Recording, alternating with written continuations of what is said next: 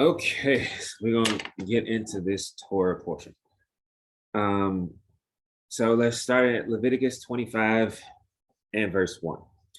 And it reads, "And Yahweh spake unto Moses in Mount Sinai, saying," now, really quick, I know this is like the very first verse, but this is something that I thought was incredible, right? And it says, "And the Lord spake unto Moses in Mount Sinai." This is, I want you guys to remember this, bless you. This is the mark of a great leader, not a good leader, not an okay leader, but the mark of a great leader, right? Moses kept going back before the Most High. It wasn't a one-time deal that Moses went up to Mount Sinai and the Most High gave him everything all at one time, and then Moses never went back. No. One time we see Moses goes up and he gets commandments written on a tablet. Moses comes down, gets upset because the children of Israel are losing their mind, breaks the tablets, the earth opens up, stuff happens. He then goes back to the Most High, back on Mount Sinai to get more tablets of stone with the laws written on it, brings those back. Moses continually goes back and forth to Mount Sinai to learn and to receive instruction from the Most High. That is the mark. That is one of the marks of a great leader, somebody who knows that he needs to go back to the source like all the time. Like no matter how big Moses got, because at this time, Moses is the leader of the children of Israel. There's the only person above him is the Most High. Moses is the guy right now as far as the children of Israel, but he continually goes back to, he continually consults with, he continually goes to get instruction from the Most High. It's never one of those things where he's like, well, I think we should do this. He's like, nope. Whenever there's an issue, Moses says, wait, let me go and talk to the Most High. That's the mark of a great leader. Let's go to Hebrews chapter 11, verse 6. And can somebody please, Mother or Jania, can one of you guys please put the verses in the chat? Hebrews chapter 11, verse 6.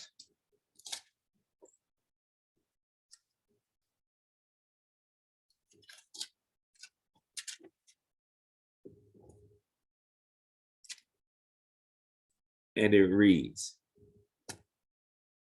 "But without faith, it is impossible to please him," him being the Most High. "For he that cometh to Elohim must believe that he is, and that he is a rewarder of them that diligently seek him." That's the part we want to focus on, that diligently seeking him. He is a rewarder of them that diligently seek him. Right? So this is what Moses was doing. He diligently sought after the Most High. Whenever he didn't, we see the issue with Bob with the sticks. And he said, what are we supposed to do? Moses said, wait a minute, let me go talk to the Most High. Let me go, and oftentimes you'll see in the scriptures where Moses says, let me go and see if I can understand the mind of the Most High in this matter. Right? So that's the mark of a good leader. Let's continue on. Now, in verse 2, starting in verse 2, it shows up in a bunch of places. I want you guys to highlight something in these verses, and I'm going to point them out to you, but I want you to highlight them. And then by the time we get to the end of the 25th chapter, I want you guys to be able to tell me what it mean, what the highlights mean. Why is this important? All right. So verse 2, "Speak unto the children of Israel and say unto them, when ye come into the land which I give you, then shall the land keep a Sabbath unto the Lord," or unto Yahweh. So I want you guys to highlight "when ye come into the land" all the way to the end of that verse. Verse 3, "6 years thou shalt sow thy field, and 6 years thou shalt prune thy vineyard and gather in the fruit thereof. But in the 7th year shall be a Sabbath of rest unto the land, a Sabbath for the Lord, for Yahweh. Thou shalt neither sow thy field nor prune thy vineyard. That which groweth of its own accord of thy harvest thou shalt not reap, neither gather the grapes of thy vine undressed." Highlight this part, "for it is a year of rest unto the land." And also, I missed one just that fast. Verse 4, But in the 7th year should be a Sabbath of rest unto the land. Highlight that part. Verse 6. And the Sabbath of the land shall be meat for you, for thee and for thy servant and for thy maid. Okay, I thought I missed something. And for thy maid, and for thy hired servant, and for thy stranger that sojourneth with thee. Verse 7. And for thy cattle, and for the beasts that are in thy land. I want you to highlight that part. And for the beasts that are in thy land, shall all the increase thereof be meat. Celise, what was your question pertaining to these verses?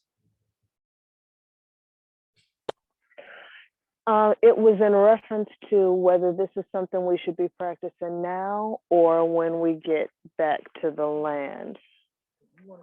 Because my current understanding is that every 6 years, you can grow stuff, but on the 7th year, there's supposed to be a rest. Okay. We're not in Israel, but are we still supposed to be letting the land rest on that 7th year? Because according to mainstream sources, the 7th year is going to be this upcoming when the Most High's New Year starts. Oh, okay. I've always wondered how people track that, but that is a great question. Now, I'm not going to blow you off.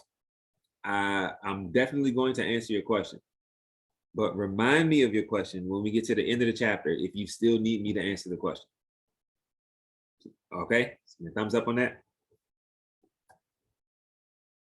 I'm not blowing you off, but we're gonna. Okay, all right.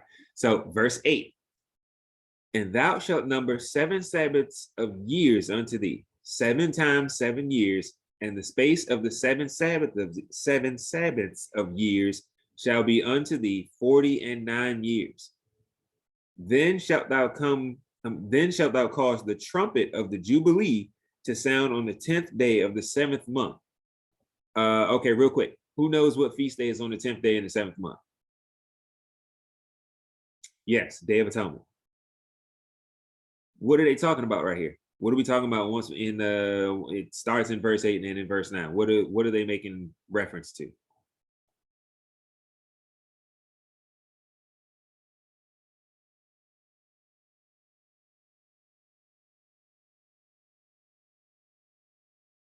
Is it Jubilee? Yes, this is the Jubilee year. So this is the 50th year of them entering into the land. This is the Jubilee year. We continue on in verse 9. In the day of atonement shall ye make the trumpet sound throughout all your land. Highlight that part, starting at in the day, all the way to the end of that verse. Verse 10. And ye shall hallow the 50th year. That's the Jubilee year. Highlight this part. And proclaim liberty throughout all the land unto all the inhabitants thereof. Highlight that part. It shall be a jubilee unto you, and ye shall return every man into his possession, and ye shall return every man into his family. A jubilee shall that 50th year be unto you. You shall not sow, neither reap that which groweth of itself in it, nor gather the grapes in it of thy vine undressed. For it is the jubilee, it shall be holy unto you. Ye shall eat the increase thereof out of the field. In the year of this jubilee, ye shall return every man into his possession. And if thou sell aught unto thy neighbor, or buyest aught of thy neighbor's hand, ye shall not oppress one another. All right, now just put a mark next to verse 14, because we're going to come back to that. Just put a mark next to verse 14. Verse 15. According to the number of years after the Jubilee, thou shalt buy of thy neighbor, and according unto the number of years of the fruits he shall sell unto thee. According to the multitude of years, thou shalt increase the price thereof, and according to the fewness of years, thou shalt diminish the price of it. For according to the number of the years of the fruits doth he sell unto thee. Who can explain verses 15 and 16?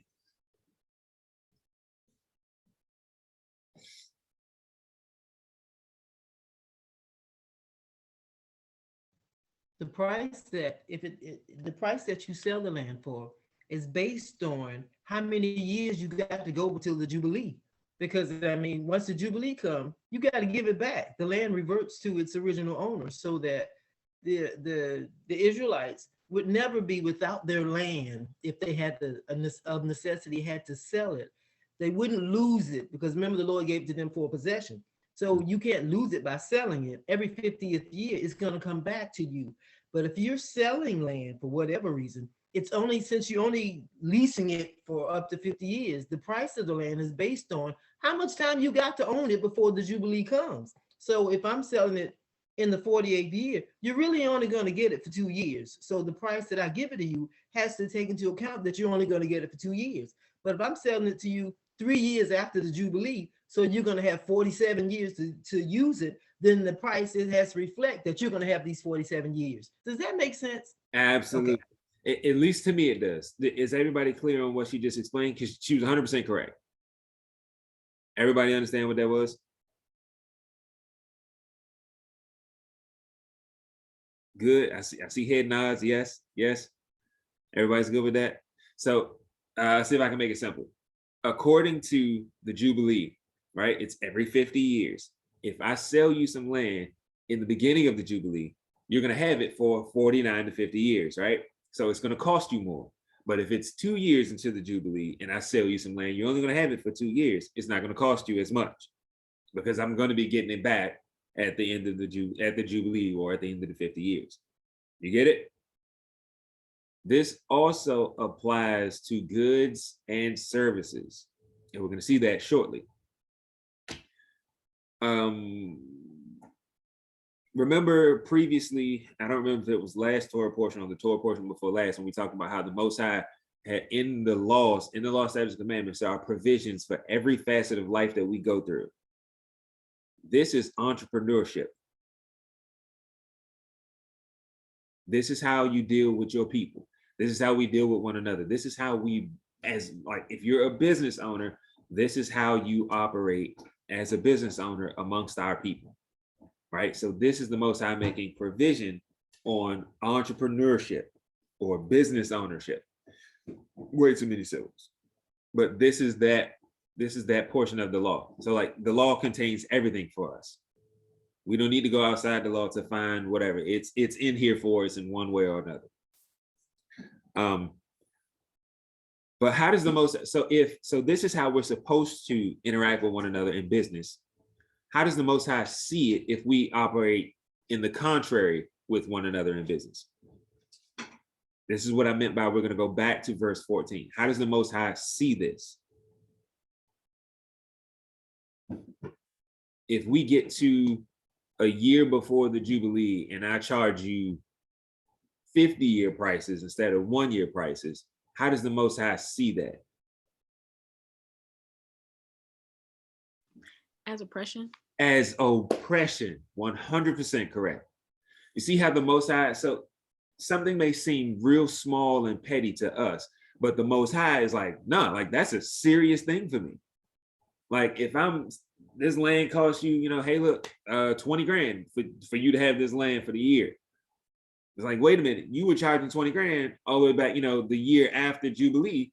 Why are you still, charging 20 grand now? The Most High is like, even though it's my land, I can charge whatever I want to, but the Most High is like, nah, I told you how to deal with your people in regards to this. That is, you are literally oppressing your brother or sister. So it's a very serious matter to the Most High. So serious, in fact, when we get to verse 17, ye shall not therefore, that's a what? That's a commandment, right? This is how serious it is to him. Ye shall not therefore oppress one another, but thou shalt fear thy Elohim.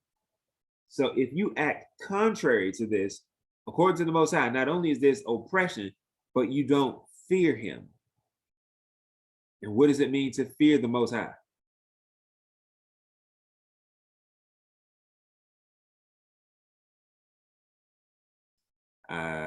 I can't, I see your lips moving, but I don't know what you're saying. He obeys laws. Yes. So if you break just this simple one law between you and your brother, you oppress your brother, and you are not obeying the commandments of the Most High. If you don't fear him, dude, he ain't got no use for you. So he says, but thou shalt fear thy Elohim, or fear God, for I am the Lord your God, or Yahweh your Elohim.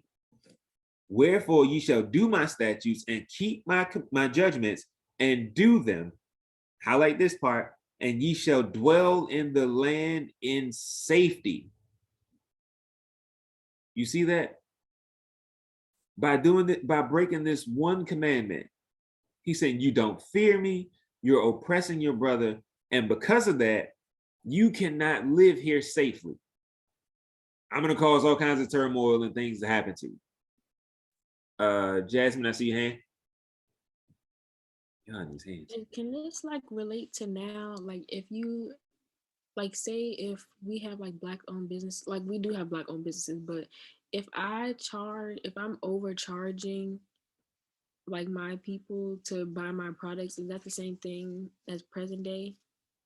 So okay, like if you have a business and let's say you sell grapes, random thing, and you sell grapes $5 a bundle. Now, if you see your people coming to you like it's $10 a bundle, that's the equivalent of this. Like if you raise the price for no reason other than like this dude look like he got money, I'm gonna raise the price for him. That's being unfair, right? That's unfair business practices. That's the equivalent of this. But there's another piece to add to that, to your question, and it ties right into what Celise asked. So for the rest of it, I'm gonna hold off until we get to the end of this chapter, okay? And I'm gonna see if you still need that answer. Where do we stop? 18. All right, so I told you guys to highlight the part, and ye shall dwell in the land in safety, right? Okay, verse 19, I want you to highlight this first part. And the land shall yield her fruit, and ye shall eat your fill and dwell there in safety. And if ye shall say, what shall we eat the 7th year? Behold, we shall not sow nor gather in our increase. Then I will command my blessing upon you in the 6th year, and it shall bring forth fruit for 3 years. That right there, I don't know if like you guys can like picture this. Let's say you have a field of corn, right? You're growing corn. On average, a stalk of corn will produce like 5 ears for every stalk.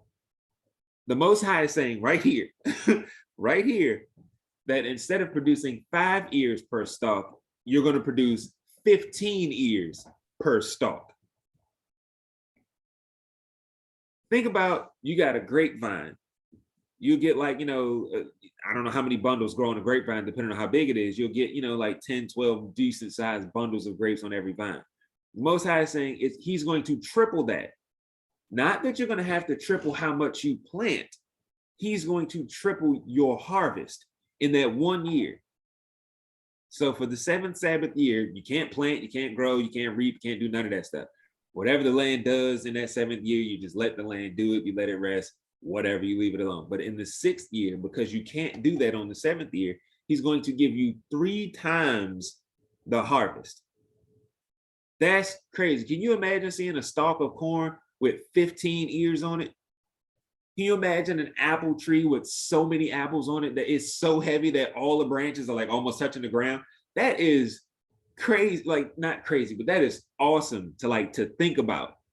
And it's not because of anything that you did, but it's because the Most High just decided, you know what, on this year, you're going to get 3 times as much. That's awesome. Verse 22. And ye shall sow the 8th year and eat yet of old fruit until the 9th year. Until her fruits come in, ye shall eat of the old store. Like, hear this. From the 6th year, your harvest is going to be enough to sustain you until the 9th year. So you're going to have food for the 7th year. You're going to plant again. You're going to take care of the field again on the 8th year, but you're not going to harvest again until the end of the 9th year. So you're going to have enough food for 3 years out of 1 harvest. That's awesome. Highlight this part. verse 23. The land shall not be sold forever, for the land is mine. For ye are strangers and sojourners with me. For ye are strangers and sojourners with me. Remember how we've seen before that strangers and sojourners, depending on the context, will flip-flop? Like sometimes it's literally talking about heathens and other nations, and then other times it's talking about Israelites. This is one of those times where the Most High is saying, the land is mine, right? It belongs to me. But you are strangers and sojourners with me. To sojourn means you're going with me. It just means that you live with me, we're walking together on this journey, whatever, you are going with me. But he says that they're strangers. What does he mean that they are strangers? Because he's talking about, and he's talking to the children of Israel. What does he mean that they are strangers?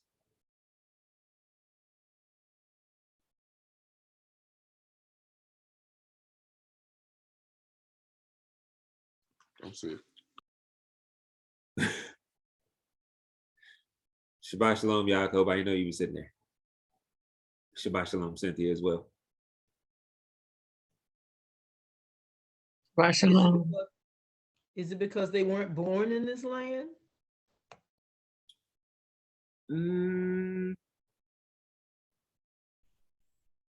No. I see where you're going. Anyone that doesn't follow his law, statutes, or commandments, because he said he only knows those who follow him. Oh, but at this point, he's giving them a command to follow. Those are the ones that choose not to. Okay. Where did the children of Israel just come from? And the Most High, he keeps reminding them. Matter of fact, in the slap in the face that Jania was talking about, he's going to remind them there. But where did the children of Israel just came from? They just came from Egypt, right? So the Most High wants them to forget and remove some of those customs that they had while they were in Egypt, right? While the children of Israel were in Egypt, they were strangers unto the Most High. So at this point, he's giving them law, statutes, and commandments so that they will no longer be strangers unto him. But at this particular moment, until they start doing all of these things, they are still strangers. Jania, I think that's where you were going, right? Yep, I'll just take it. Okay. Okay. But that's what it is. At this particular moment, until they are doing these laws, statutes, and commandments, they are still strangers unto the Most High. So this is them, they are establishing a relationship. This is where we get the scripture from. The Most High says, and I believe it's in, shoot from the hip. This is in the book of Sirach. Is it chapter 7? Ooh, please do this. If I pull this up. Nope, no. Or is it 6? Sirach chapter. Ha! Oh, praise. Pull that one out of nowhere. The book of Sirach, chapter 6 and verse 7. This is where we get this verse from. It's pulled from the understanding of what's happening now between the children of Israel and the Most High, because they just came out of Egypt, right? Remember what he told Moses on the mountain. He says, Moses, this ground that you stand on is hollow ground. Remove your shoes. It wasn't so much so that Moses' shoes were dirty because they were still in the mountain. So everything around it was dirt. It was the Most High telling Moses, all of that information and all of that knowledge that you've gotten from Egypt, or all this stuff that you think you know, leave it at the door. Don't bring that in here. That's garbage to me. This is the same thing. He's establishing a relationship with the children of Israel. So Ecclesiastes or Sirach, chapter 6, verse 7. If thou wouldest get a friend, prove him first and be not hasty to credit him. Right? So at this point, the children of Israel, they're establishing themselves to be, they're establishing themselves as a family, as to be fervent lovers with the Most High. But currently, they're still strangers until they get to the point where they start to follow all of his commandments and do everything that he told them. It's at that point that they become children of the Most High. right? It's been prophesied that it's going to happen, but right now we just haven't gotten to that point yet. So that's why he says, for ye are strangers and sojourners with me. You're on this journey with me to become my children, but just right now at this moment, I haven't proven you yet. So I'm not going to give you that title of my children. I'm not going to give you that title of being my lover or my bride. That hasn't happened yet. You guys get it? Yes? Good. All right. Verse 24. Highlight this entire verse. And in all the land of your possession, ye shall grant a redemption for the land. If thy brother be waxen poor and hath sold away some of his possession, and if any of his kin come to redeem it, then shall he redeem that which his brother sold. In verse 26, I forget, was this Keisha or Jania who wanted verse 26 in chapter 25? It was Keisha. No, it was Jania. No, it wasn't me. Had Keisha. I wanted 25-55. You wanted 25-55. Oh, you're right. Keisha, you wanted 26, right? Yes. Well, it's 26-25. Oh, chapter 26, verse 25. Yes. Okay, I had it backwards. My apologies. Okay, so we're gonna keep going.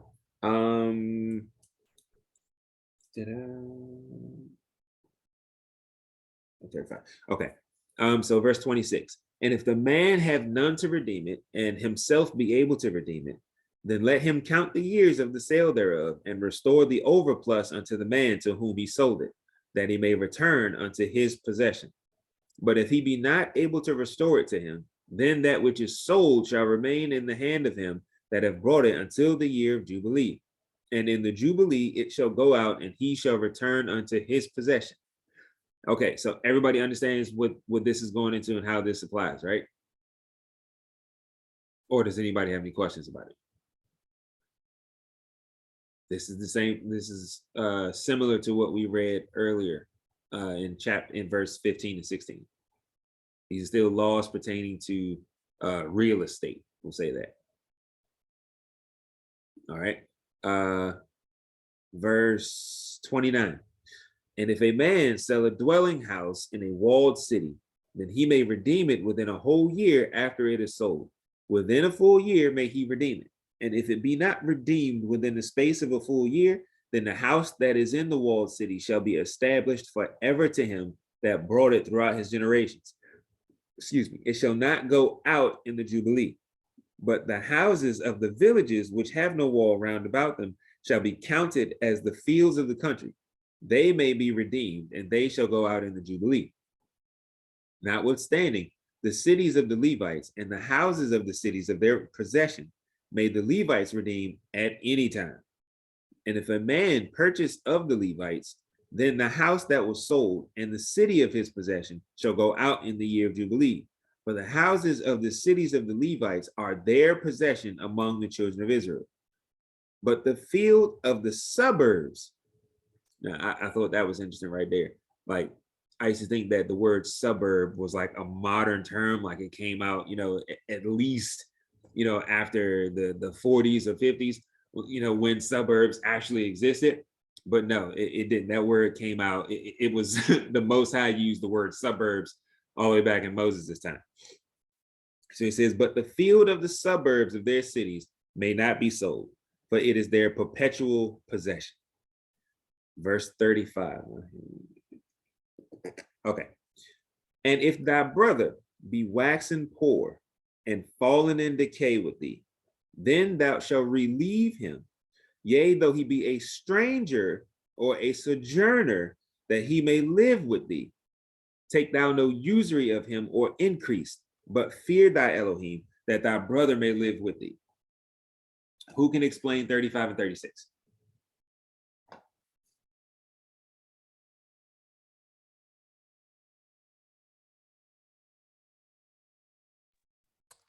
If your brother falls is in a position where they can't take care of themselves, nowhere to live, no financial means, then you just take them in and allow them to live with you like you would a stranger or but you're not supposed to make any profit off of them nor gain any interest from them. Okay. Yes. Now you said take him in as you would a stranger. Now, are we saying, or are you saying that there's a difference here between a brother and a stranger?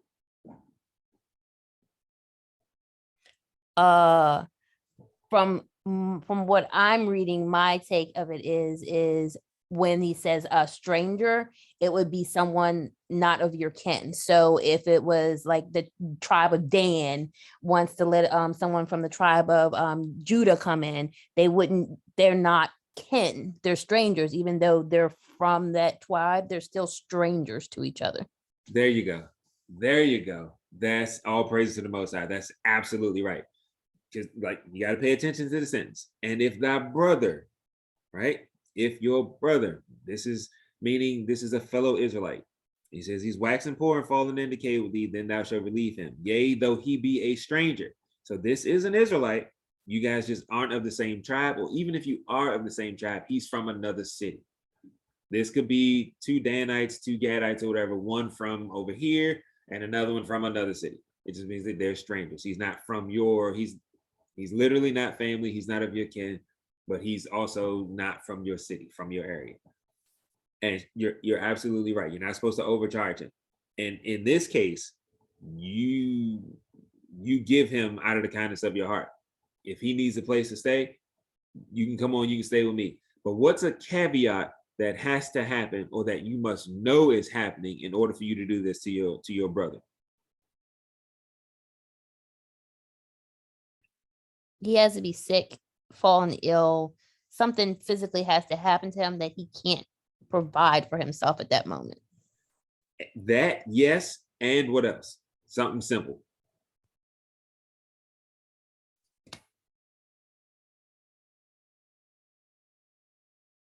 Law, statute, commandments. We'll just throw that on there, all things. Yes, yes. Give me 1 second. That's always the caveat. Give me 1 second, because I did not even include this in my own notes.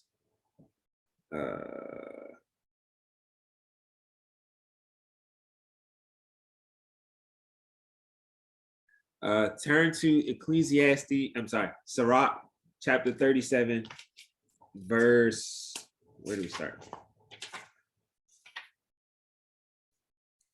Chapter 37 and verse 12.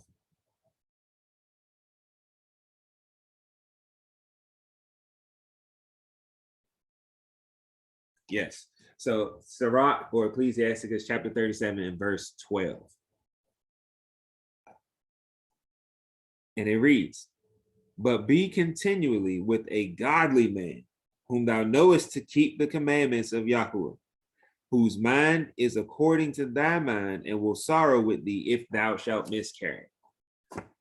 So if this is a person who is not keeping the law, statutes, commandments, they can be whatever. They can be kin, they can be family, it could be next of kin. If you know that this person ain't keeping the law, statutes, commandments, if they fall on hard times, it's because the Most High did it, and he's trying to get their attention. You got to let them ride that out. You do not want to come in between them and the Most High. So that is a major caveat. They have to be keeping the law, statutes, commandments. Let's turn to the book of Deuteronomy, chapter 15 and verse 7.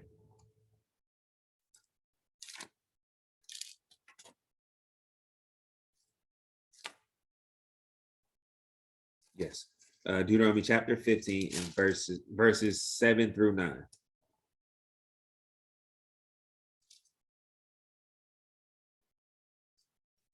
And it reads, if there be among you a poor man of one of thy brethren within any of thy gates in thy land, which the Lord thy God giveth thee, thou shalt not harden thine heart, nor shut thine hand from thy poor brother, but thou shalt open thine hand wide unto him, and shalt surely lend him sufficient for his need in that which he wanteth. But beware that there be not a thought in thy wicked heart, saying, the 7th year, the year of release, is at hand, and thine eye be evil against thy poor brother, and thou givest him not, and he cry unto Yahuwah against thee, and it be sin unto thee.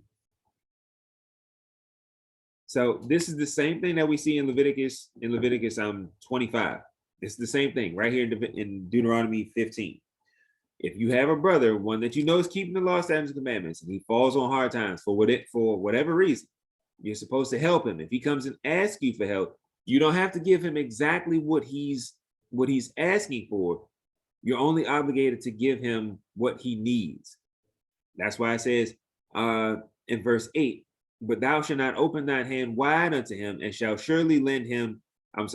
But thou shalt open thine hand wide unto him, and shalt surely lend him sufficient for his need in that which he wanted. So if somebody comes to you, it's a brother, he's like, hey, look, I fell on hard times. If you loan me 10 grand, I can do X, Y, Z, blah, blah, blah. You're like, well, you know what? I know a guy who can do the same thing for you for 6. I'll give you 6 and his phone number so you can go and do that. That's what you're obligated to do. But it's only to somebody that you know is keeping the law, statutes, commandments, and somebody that is, this is somebody of your people and you know it. And so to fill you guys in on what the year of release is, same chapter, let's go to verses 1 and 2. And it reads, at the end of every 7 years, thou shalt make a release. And this is the manner of the release. Every creditor that lendeth aught unto his neighbor shall release it. He shall not exact it of his neighbor or of his brother, because it is called the Lord's release. Right? So pertaining to our people, every 7 years, you're supposed to release any debt. You don't owe me anything. The slate is clean. We move on. So as it pertains later on in 15 and 7 and 8, what he was saying in verse 9, he was saying, don't you proclaim that this is the year of release and say, no, I'm not going to give him anything, because the Most High said that is a wicked heart. And if that's what you're doing, it is going to be a sin unto you, right? So that is a trespass. So let's go back to Leviticus 25. And we're at verse 37. Thou shalt not give him thy money upon usury, nor lend him thy victuals for increase. Does everybody understand what that means?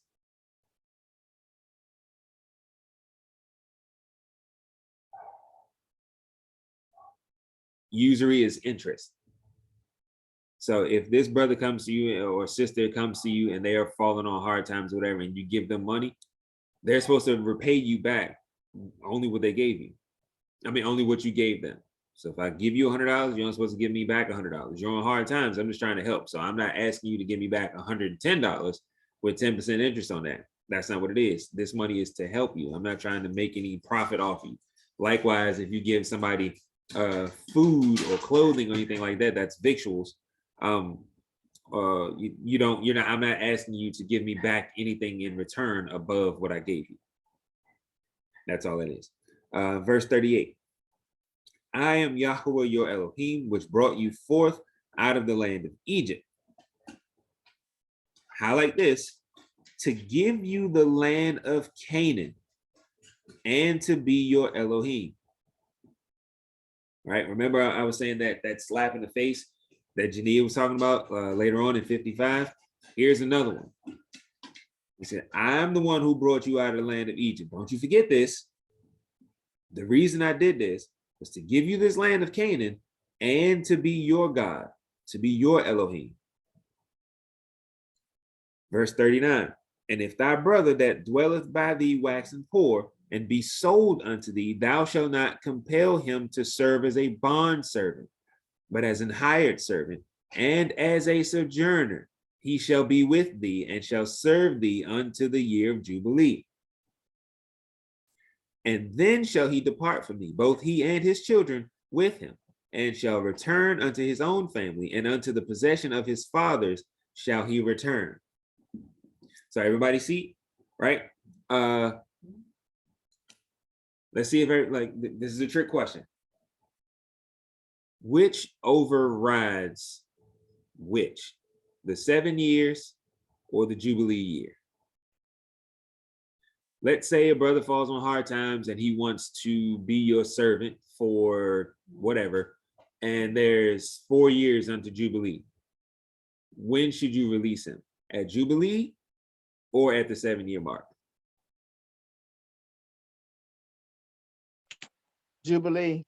Jubilee. Does anybody else see it? Think it's different?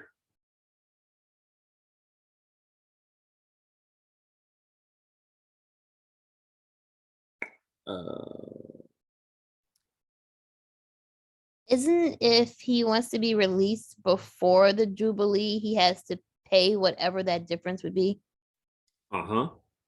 So he can do like, he comes on 3 years before the Jubilee is over, he would have to compensate that missing time for what the full Jubilee would be.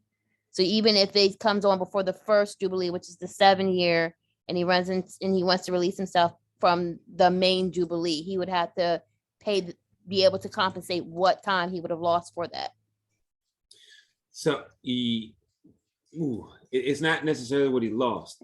So Yeah. if I have you correct, if somebody comes on and it's 3 years before the Jubilee year, he comes on to be your servant, he or she comes on to be your servant. They come on 3 years before the Jubilee. If they repay their debt in 2 years, you got to release them. You can release them, that's fine. But if they can't repay their debt and they get to the year Jubilee, you have to release them anyway. So the Jubilee overrides the 7-year, because where is it? Verse 13.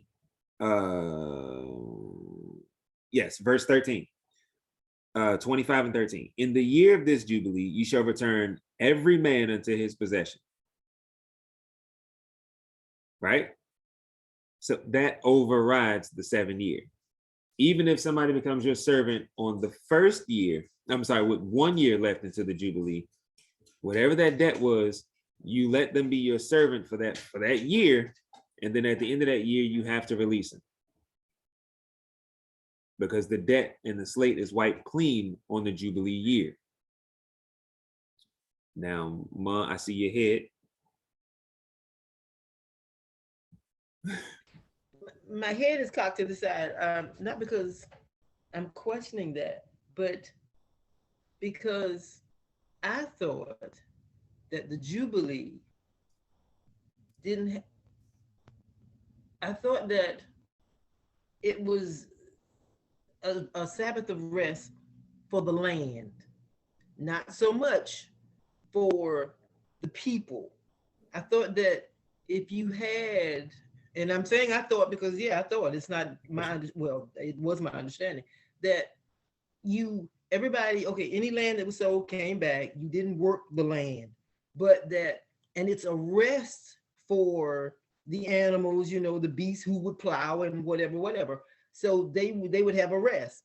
But that if you had somebody I didn't think that people were given their freedom in Jubilee. I just thought it was a rest for the land. I thought that people's freedom relied on this year release. That's why my head is cocked to the side. So here it is. So let's go back up to, we'll jump back up to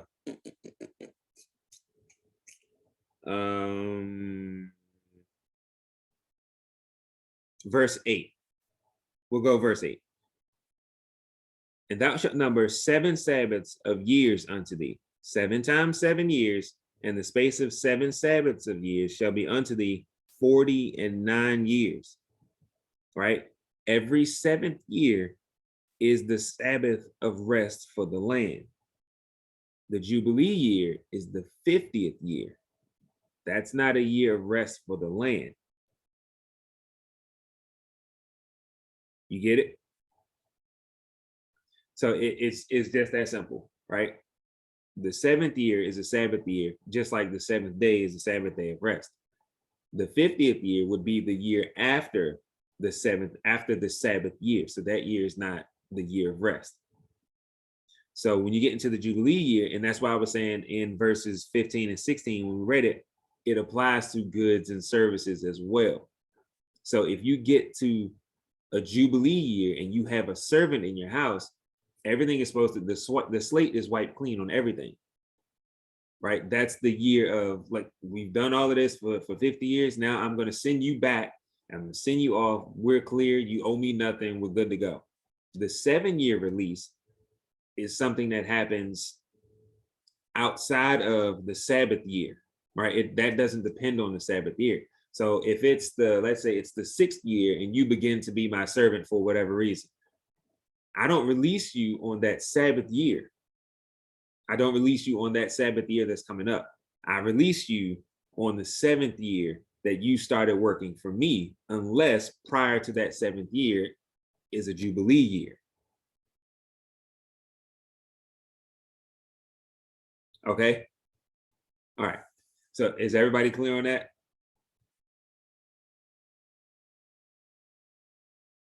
This is why I like to see our faces, because like sometimes you won't say anything, but I can look and like I saw her head cock. She was like, "Wait a minute!"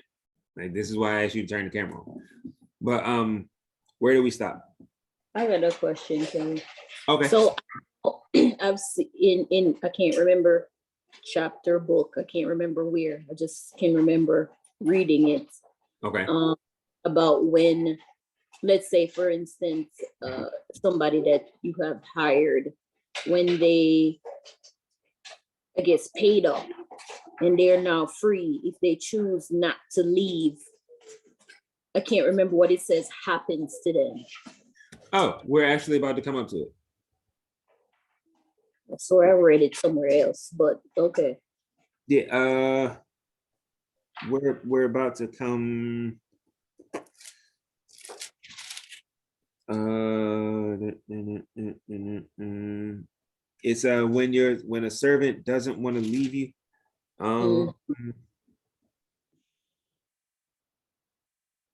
It's in, actually, we're not about to come up on, it's in my notes. That's why I remember reading it today.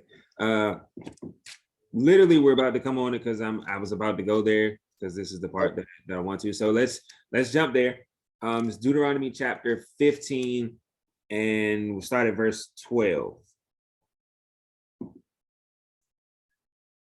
Yeah, I was like, wait a minute. I was like, I know I just saw that, but yes, this is what it is, a precept.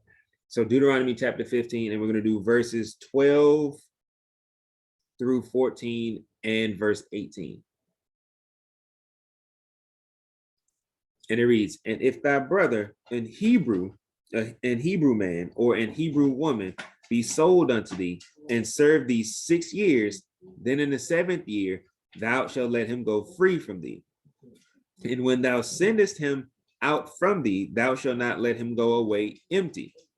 Thou shalt furnish him liberally out of thy flock and out of thy floor and out of thy winepress. Of that wherewith the Lord thy God hath blessed thee, thou shalt give unto him. And then verse 8. Verse 18.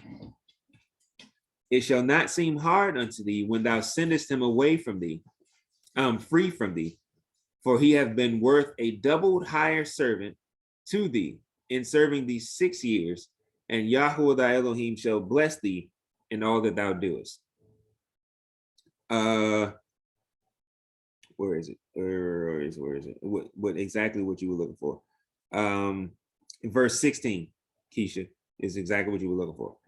And it shall be, if he say unto thee, I will not go away from thee, because he loveth thee in thine house, because he is well with thee, then thou shalt take an awl and thrust it through his ear into the door, and he shall be thy servant forever. And also unto thy maidservant thou shalt do likewise.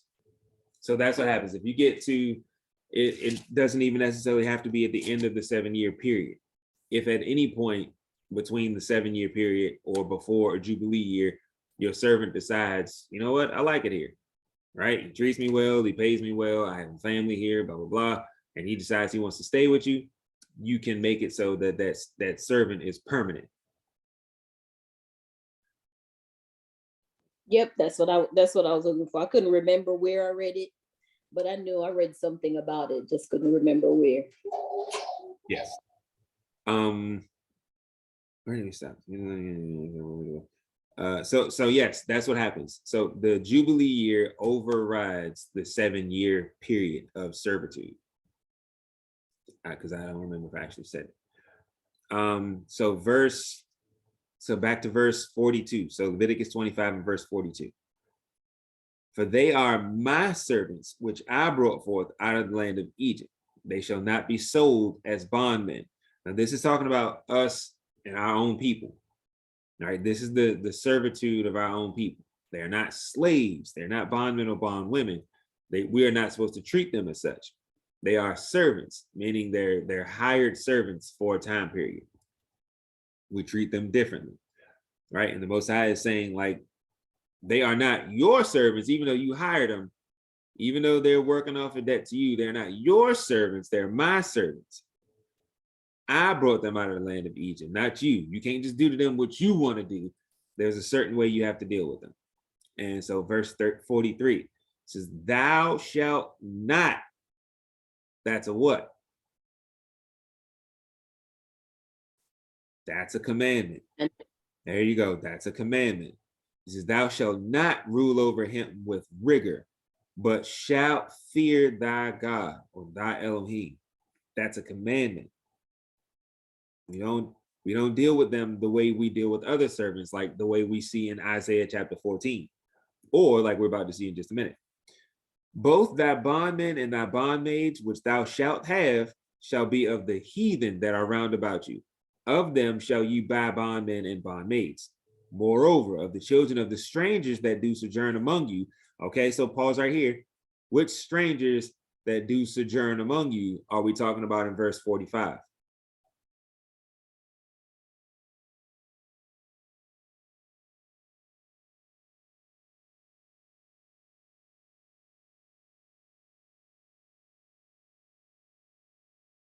Is it the other tribes? Not the other tribes. Wouldn't it be the strangers that left Egypt with the children of Israel? Yes, this is a part of the mixed multitude.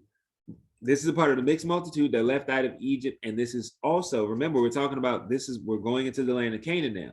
So these are all the strangers that are around the land of Canaan, even the Canaanites, as well as the Philistines and all these other people, these other nations that are around, that are here. So the heathens, the word heathen just literally means other nations. So he says, moreover, of the children of the strangers that do sojourn among you, of them shall ye buy, and of their families that are with you, which they begat in your land, and they shall be your possession. So understand this. If an Israelite were to go and purchase a servant, at this point, this is a bondman or a bondwoman, this is a slave. You go and purchase a slave. If your slave comes into your house and then your slave gets married, has children, those children and his wife are your possession, even though you didn't buy them.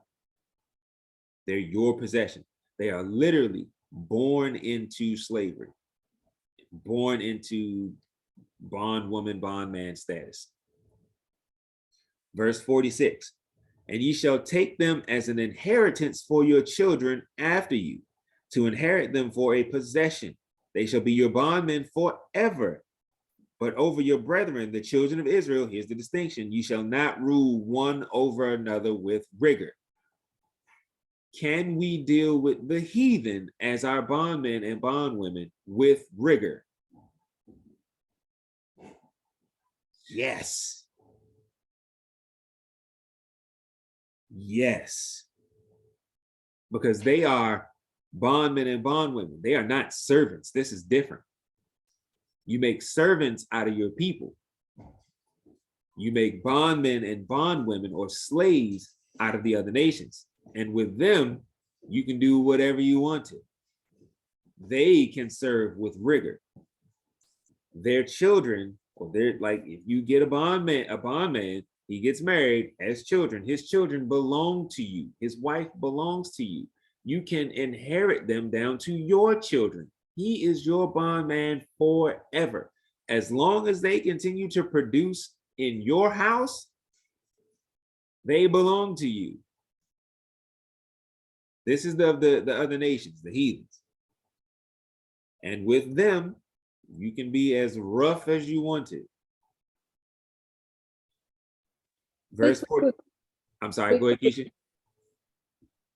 I don't want to say the word, but it kind of is. It's ironic that that's how it was with the heathen, and the heathens turn around and did that to us. Yes, it's not ironic because they were reading this when they did it. Mm. This is where they got it from. Remember, Yeah. in Deuteronomy, the 20th chapter, it says that the Most High is going to send us. These enemies, I'm going to send them to you. So it wasn't a coincidence that they stumbled upon us or that they found us like that. No, he sent them to us. A person with fierce countenance who would not respect the countenance of the young or the old. It didn't matter to him. I didn't care who you were. The Most High sent them to us. So it's not a coincidence. It's not ironic that they treated us in this regard because they knew this. This is how we were supposed to treat them. So they're like, hell, this is how we're going to treat them with rigor. We're going to do whatever we want to with them. That's what they did. Verse 47. And if a sojourner, or stranger wax rich by thee, and thy brother that dwelleth by him wax poor, and sell himself unto the stranger or sojourner by thee, or to the stock of the stranger's family. What kind of stranger are we talking about in verse 47?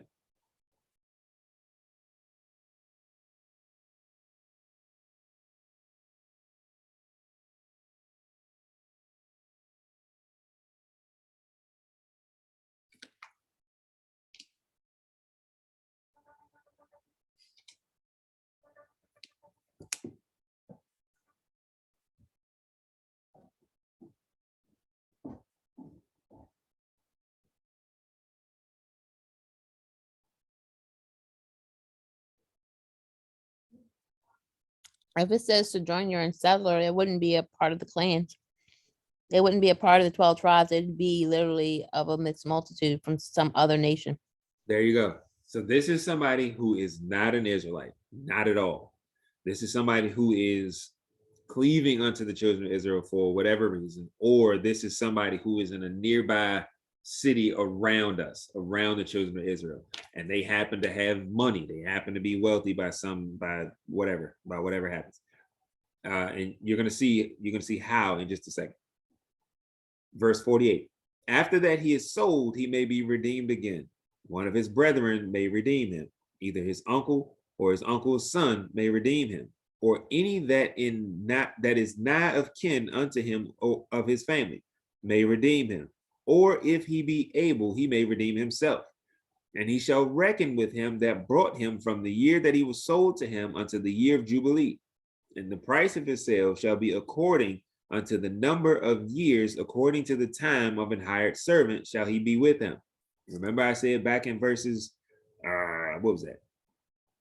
verses 15 and 16, that it pertains to goods and services, not just the land. This right here in verse 50 is proof of that.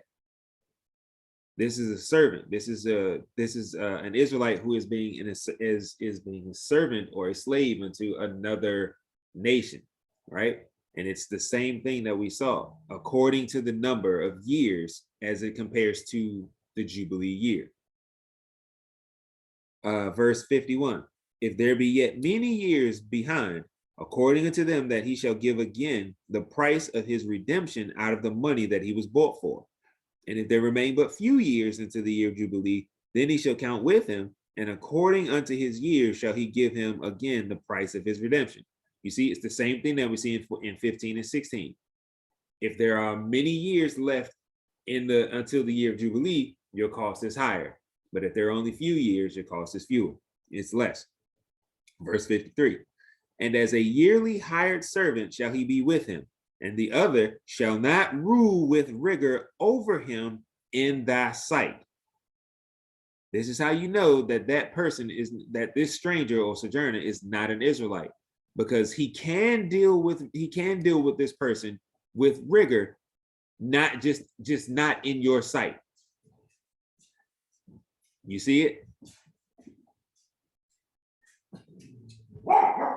So he says that, and the other shall not rule with rigor over him in thy sight. So while he's around you, his slave master or his master at the time cannot deal with him with rigor. Now, outside of your sight where you can't see it, yes, that's exactly what made Moses upset. When he saw that taskmaster beat that Hebrew, he jumped down and he killed him. It was something that he saw, because they're not supposed to deal with us with rigor in thy sight. But at the same time, the Egyptians were dealing with us with rigor the whole time. Like after Joseph died, that was it. But yes, that is what made Moses upset. Verse 54. And if he be not redeemed in these years, then he shall go out in the year of Jubilee, both he and his children with him. Now, verse 55. This was Jania. Jania, what was your particular question in verse 55? Oh, this was slap in the face. Yeah. This is slap in the face. Okay.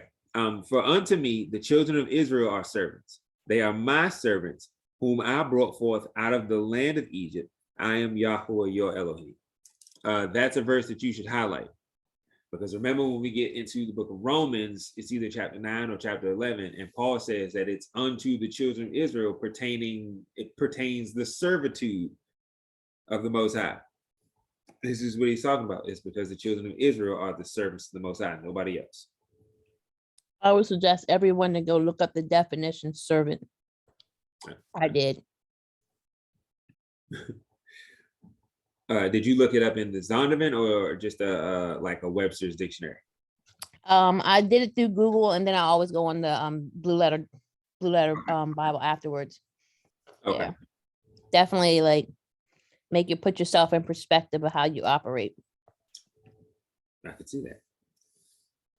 Okay, so now that we're at the end of 25, Celise and Jasmine both had questions that pertain to how we're supposed to interact, or how does this verse, as far as like, okay, so we'll do Celise's first.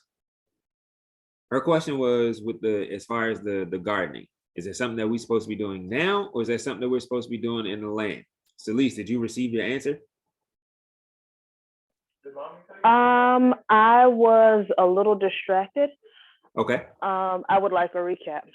No problem. Jasmine, concerning your question, when you said that, is this how we're supposed to interact now, or is this something that we're supposed to do in the New Kingdom or in Jerusalem only? Did you receive your answer? Yeah. What was the answer? I think you're supposed to still continue to do it now, right? No. So remember all those highlights that I gave you? And this is not just for you. This is not just for you, Jess. I'm not just picking at you. But remember all the highlights in all those verses? What do those highlights pertain to? And like during the king, like when, like in the kingdom? Not necessarily in the kingdom. At the time, that's what it was for them. But what do they pertain to?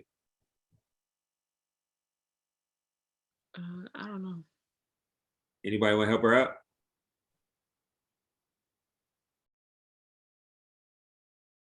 The land that he gave us. The land that he gave us. So this is all of this. The year of Jubilee, what else was it? The how we deal with one another, how we dealt with the other nations, all of this that we just went through, the farming in this particular manner, all of this that we went through in chapter 25 pertains to the land of Canaan. That's the land that the Most High gave them. So starting at 25 and verse 2, it says, when ye come into the land which I give you, that sets the precedent. Everything else falls under that. When you come into the land that he gave us, we're talking about the land of Canaan. Here, we could start a garden, right? You can do anything you want. You want to start a field garden, that's fine. Is this the land that the Most High gave us? No. So everything that we talked about in this whole chapter pertains to when we do this in the land. When we get back to the kingdom, this is something that we're going to pick back up, because that's the land that the Most High gave us. 23, one of the parts that I gave you to highlight. It says, the land shall not be sold forever, for the land is mine. What's another way of saying for the land is mine?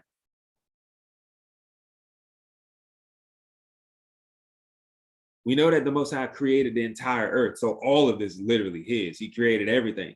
But what's another way of saying it? They're saying that the land is mine. What do you do with something that you purchase? Let's land. What do you do with land that you purchase? You pay for it, you stake it out. Oh, that's mine. I want to go get that. You go and you purchase it and you sign a contract and you put your name on the land. Where's the place that the Most High put his name? Because that's what it means when he says, for the land is mine. This is the place where I put my name. Where did the Most High put his name? In Jerusalem. So that's what the land of Canaan became known as. That's where it is. So he says, the place where I put my name. So all of this right here pertains to when we get back to the kingdom.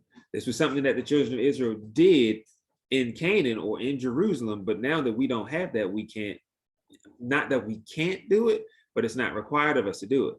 This is why a lot of people, when they look at the calendar and they're trying to follow the feast days, a lot of people get really confused about the year of Jubilee. And a lot of people get confused about when you take, the 50 days and you try to count and you do it. They get really confused about that because those are things that are supposed to be done only in the land of Jerusalem. Everywhere the Most High didn't put his name. So those things only apply to that place. So like the year of Jubilee, we could actually keep that, right? But how do we know that we're 50 years? And this is why I kind of asked that question. It's like, how do people keep track of whether this is the 7th year or not? Because between the time of Christ or of Hamashiach up until now, we know, like, right, they took great records, right? This is 2022 years, give or take a few months, after Hamashiach died. But prior to that, they weren't really keeping great records as far as the years. We don't know exactly how many years. So we don't know what year this was when the Most High gave this ordinance to start counting the 50 years. Or when the Most High gave the ordinance to start counting the 7 years of release. We don't know exactly when that happened.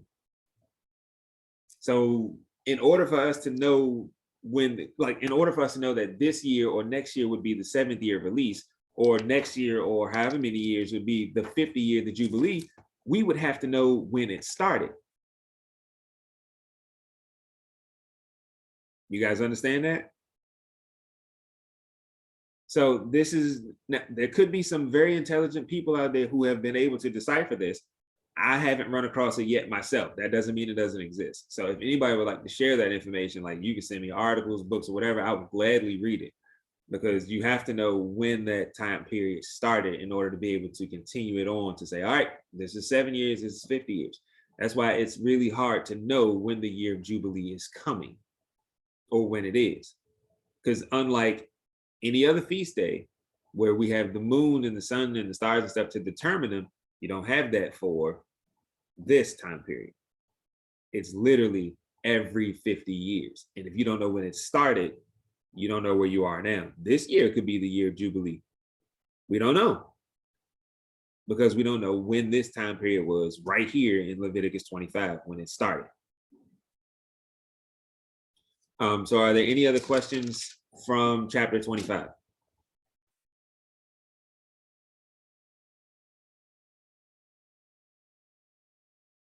Okay. Chapter 26. And it was 26 and 25, right? Was it Keisha?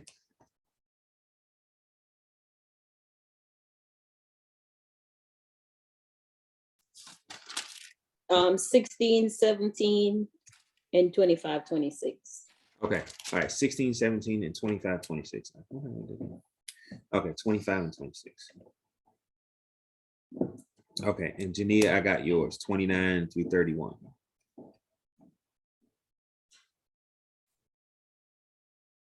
and 34. Okay, so chapter 26 and verse 1.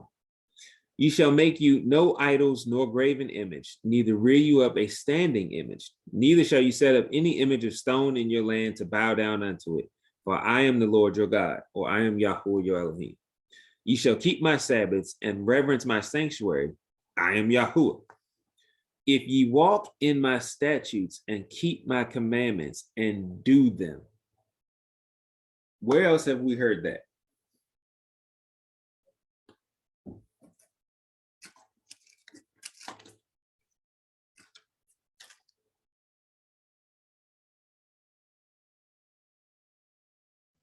In Deuteronomy 28. Absolutely. Deuteronomy 28 and verse 1.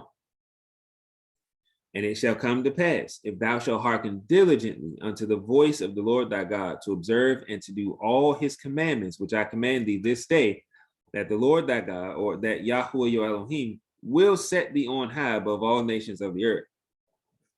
That's a blessing, right? If we keep the Most High statutes, laws, statutes, commandments, that he will place us on high above everybody. There's another one. And this is the one that I really wanted. Can anybody else think of one of the other places that he said it?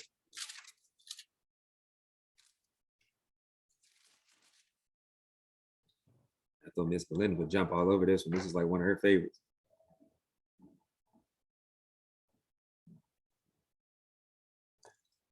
The book of Revelation, chapter 22 and verse 14.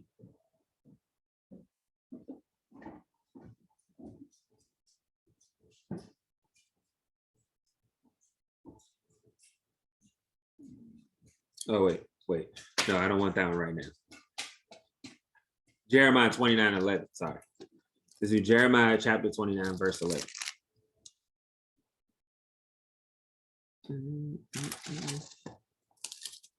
Very popular scripture.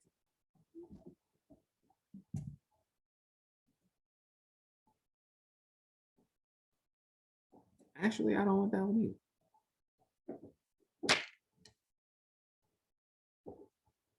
No, I don't want that one either. Let's do 2 Chronicles chapter 7 and verse 14. Again, very popular.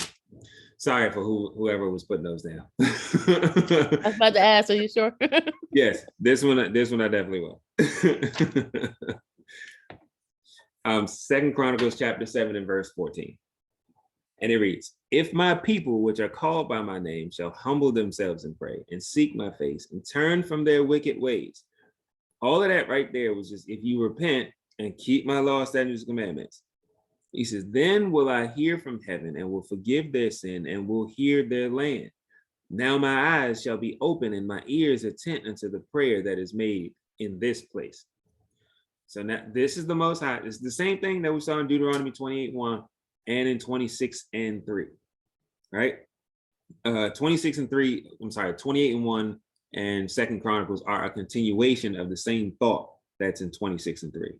If you walk in my statutes and keep my commandments and do them, in verse 4, I didn't want y'all to think that I was trying to say I'm psychic into the Most High's mind. Verse 4, then I will give you rain in due season, and the land shall yield her increase, and the trees of the field shall yield their fruit. Now, I'm going to give you a precept to this one, and I want somebody to connect the dots. The book of Malachi, chapter 3 and verse 10.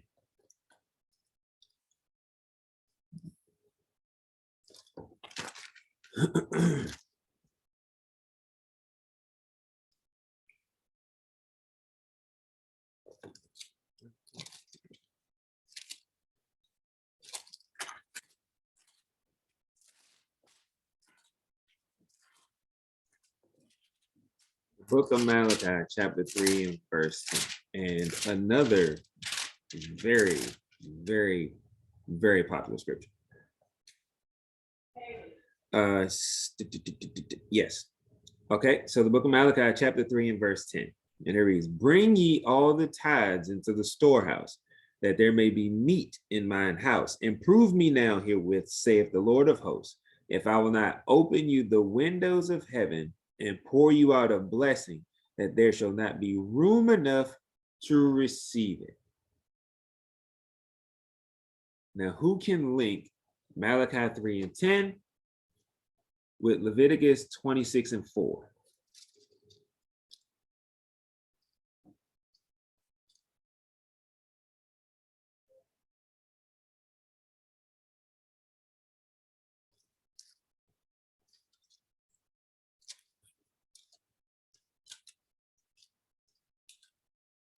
What was Leviticus one?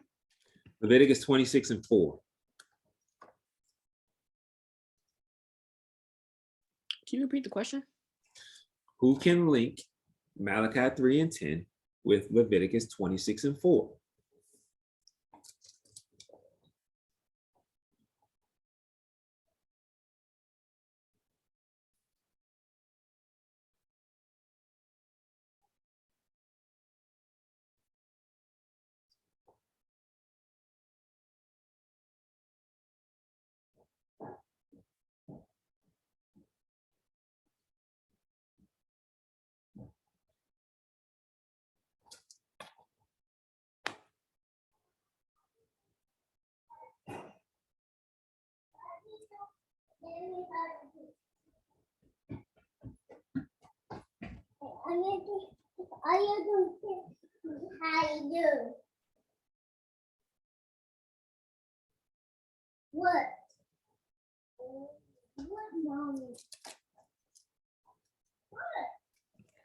I can see it, but I don't know how to word it. What do you mean? I Do you- mean, Do you need another verse to help? yeah, because I mean, I can see it. I can see it. The only thing that would throw you off is that they're talking about the storehouse and the tithes. But if you were to not look at it with your eyes, take that storehouse and tithes away and look at it a different way, you can see where the connection is there, where it says bring the storehouse and then the tithes. Because I mean, it's literally saying the same thing. When 26 is 4, and I shall give you rain in the season, and the land you shall yield its crops, and the trees of the field yield. Sorry, I'm reading from the Hollywood scriptures, and the field. So it's literally, and if you read before, it's telling walk in my ways, observe my laws and my statutes, observe my Sabbath, and these are the things that I will give you. And you go to then if you go to the other one that you're saying, he's saying the exact same thing. Even though it's storehouse and tithes, it's still the same thing. Like your tithes are, you're walking in his commandments, you're walking in his laws, you're giving him his praise, you're bringing those things into his storehouse, which right now would be our temple, and he will give you, improve them, let him prove to you. I'll baruch you in all these things, just like I did in the fields and the land. There you go. Prove. Well, Keisha says keyword prove me. Keisha, what do you mean?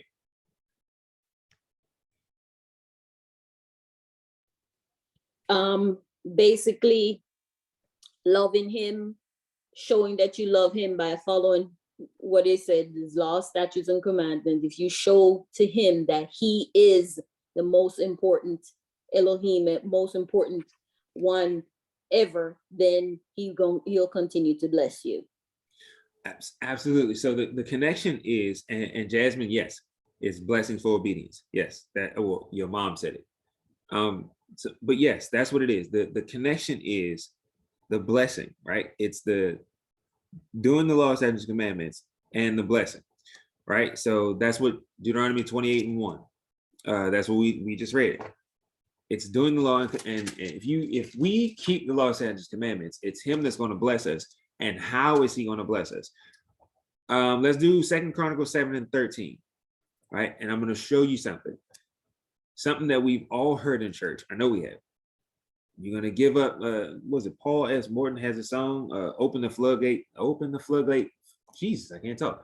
Open the floodgates of heaven and let it rain, right? You're going to see what this blessing is, because that I almost gave it away in Revelation 22 and 14. Blessed are they that do his commands. 7 and 13. If I shut up heaven that there be no rain, or if I command the locusts to devour the land, or if I send pestilence among my people, right?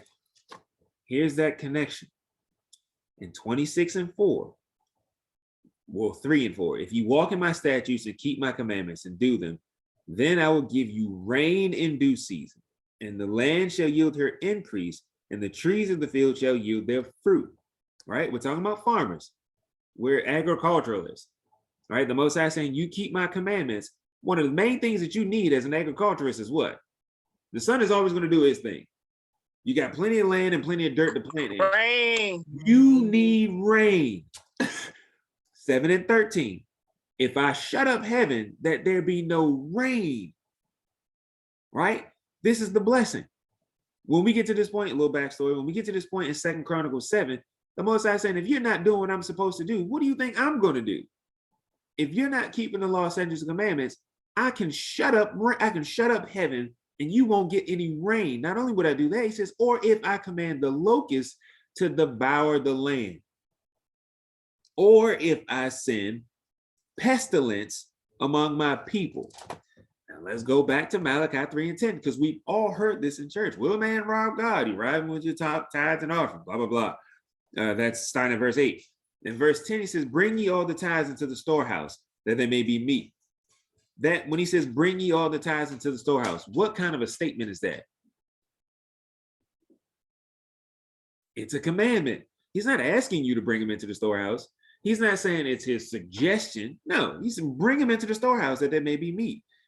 And he says, and prove me now herewith, saith the Lord of hosts, if I will not open you the windows of heaven and pour you out a blessing, that there shall not be room enough to receive it. People like to say, oh, when he pours out that blessing, he's talking about houses and cars and jewels and clothes and money. No, dummy. When he opens the windows and pour, you don't pour cars, you don't pour things, you pour water. You pour liquid, we'll say it that way. The Most High is saying that if you bring your tithes, or if you keep my commandments for the purpose I'm telling you to do it, I will provide you the necessary rain that you need as an agriculturalist. So much so that your crops won't fail. The trees will bring forth their fruit in their season. I'm going to bring you rain whenever, because you know in Jerusalem there's a rainy season, right? Then, so he's telling you, I'm going to bring you rain. It's not going to just happen in the rainy season. It's going to happen whenever I want it to. You keep the law, statutes, and commandments. I'm going to give you that blessing that you need. And that blessing you need is rain. So when we get to Leviticus 26 and 4, he says, then I will give you rain in due season when you need it. That's what in due season means. It means when you need it. And he says, and the land shall yield her increase, and the trees of the field shall yield their fruit. So all of this stuff when people talking about, I go to church and I pay my tithes so that the Most High will give me the increase, talking about money, cars, and no, that's not what he's talking about. He's talking about giving you the blessing that you need when you need it. But you have to first keep the law, statutes, and commandments. Jania, I see your hand. And y'all in these hands, y'all getting carried away. I can wait. Are you sure? Because I was going to move on to the next one. Yeah. Okay. So let's hold that real quick and let's jump to Genesis 8 and 2. And I'm going to show y'all something funny.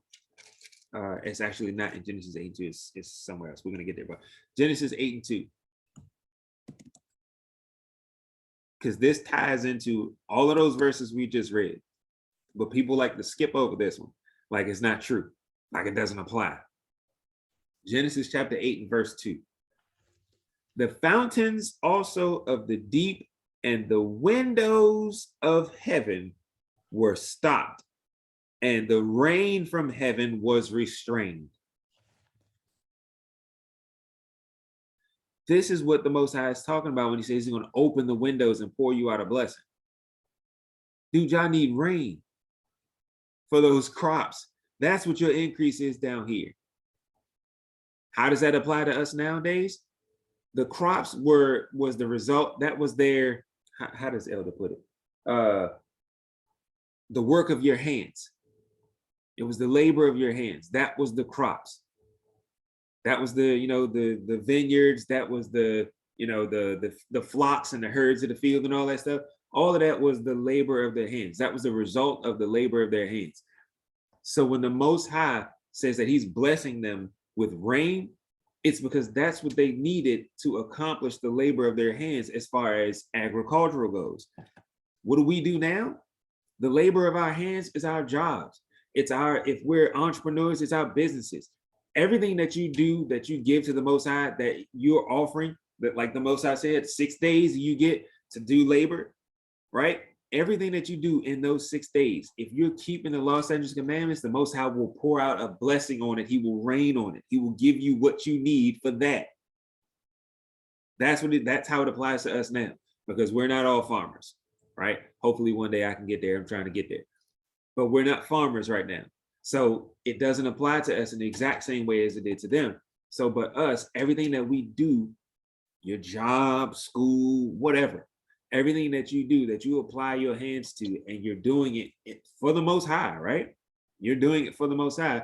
If you keep the law, statutes, commandments, that rain that you're going to get is whatever you need. Your business ain't right, you need money, rain. You trying to start something, you need capital, rain. Whatever it is that you need to do whatever the Most High has put you here to do, if you're keeping the law, statutes, commandments, he's going to give you just that. I know somebody who got a dump truck business, but you know what I mean? Life is hard right now. He needs another truck. If he's keeping the law, statutes, commandments, that's the rain that he needs, a new dump truck.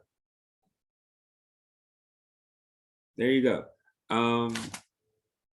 Yes, so let's go back to Leviticus chapter 26, and we're going to go, we stopped at verse 4. And the good thing is, this does not require us to be in the land. This is wherever we are, right? This is not fall under that same, has to be done, this is something done in Jerusalem. No, this is wherever we are. So Leviticus 26 and verse 5.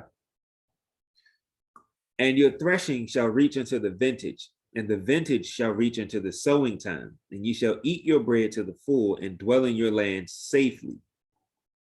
And I will give peace in the land, and ye shall lie down, and none shall make you afraid. And I will rid evil beasts out of the land, neither shall the sword go through your land.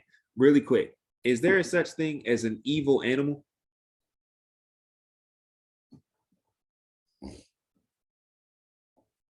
No, right?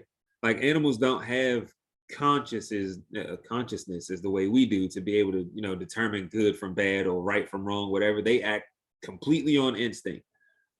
So animals don't have that conscience like we do. So they don't know the difference between right from wrong. So an animal can't be evil. So what is he talking about right here? This is something that's very simple, but it's very powerful at the same time. What is the Most High talking about right here?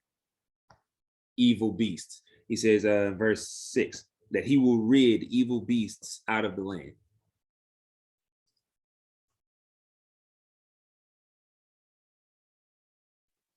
Dad says your enemies. Yes, it's twofold. It's twofold, and he went straight for the deep one. One is your enemies, because there's many scriptures where the Most High refers to man as beasts. Just think about Nebuchadnezzar. When he went crazy, when he went crazy and he became a beast of the field, he was obviously a human, but he was acting like a beast. There's several scriptures that refer to that. What's the other one? What's the other way?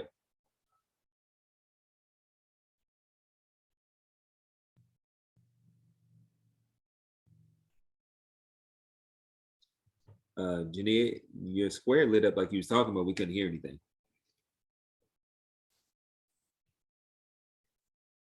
Oh, I didn't know I was off of mute. That was a truck that went by. Sorry. Oh, okay, no problem. So what's the other way for evil beasts? He will rid evil beasts from your land.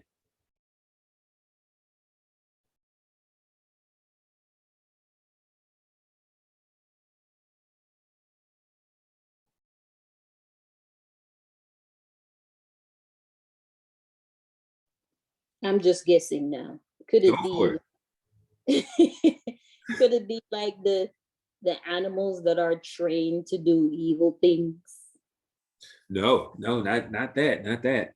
This is just Miss Melinda, It's you like want the to like the canker worms. You talk about the things that can still destroy your crops.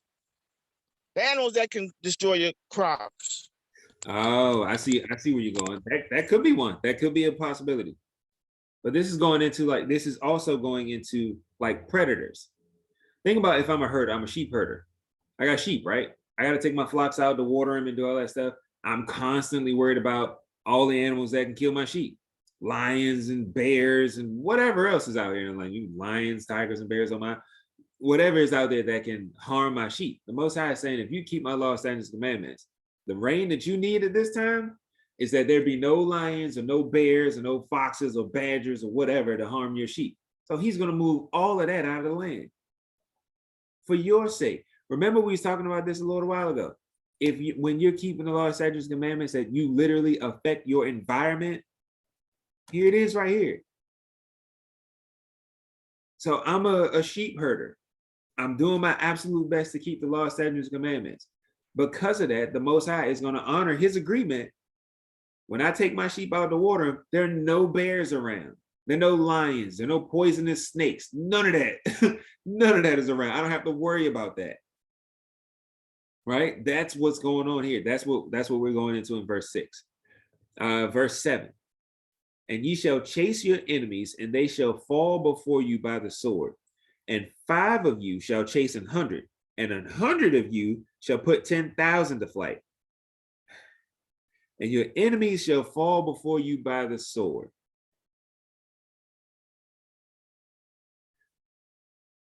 This right here, this paints the picture of the Maccabees like very clearly. This is how you know the Most High was still with them. He might not have been saying nothing, but he was still with them.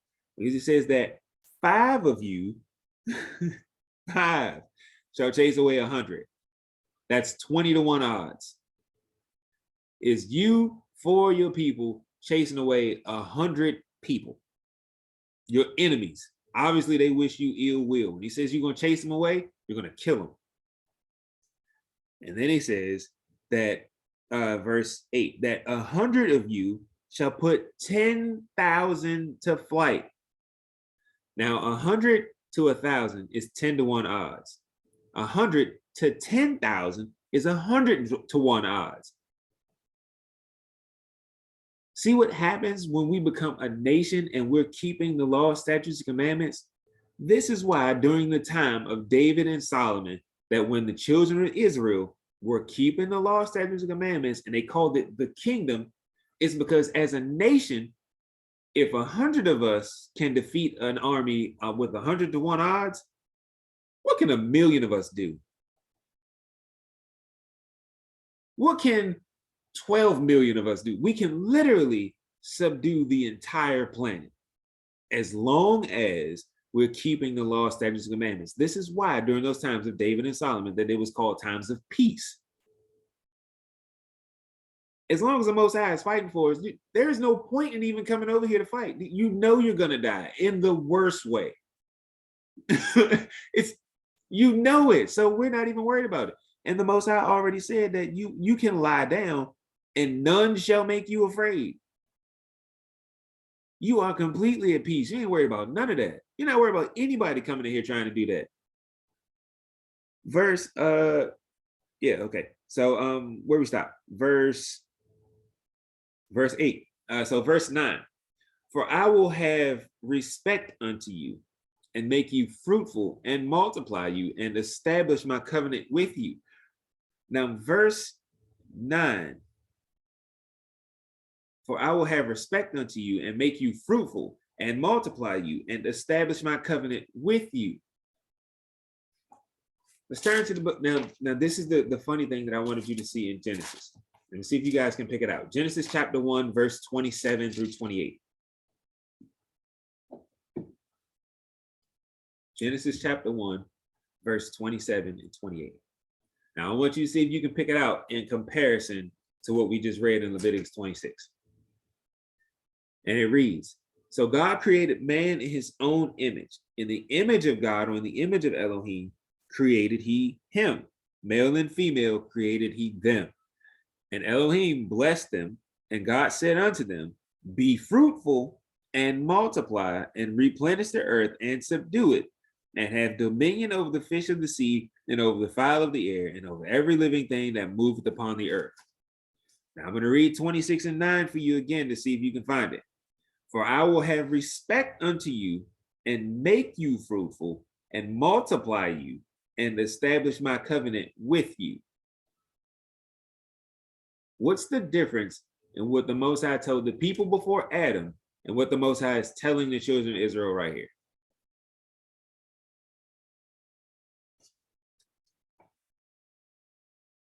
In Leviticus, he's going to make us fruitful and multiply us. And what else?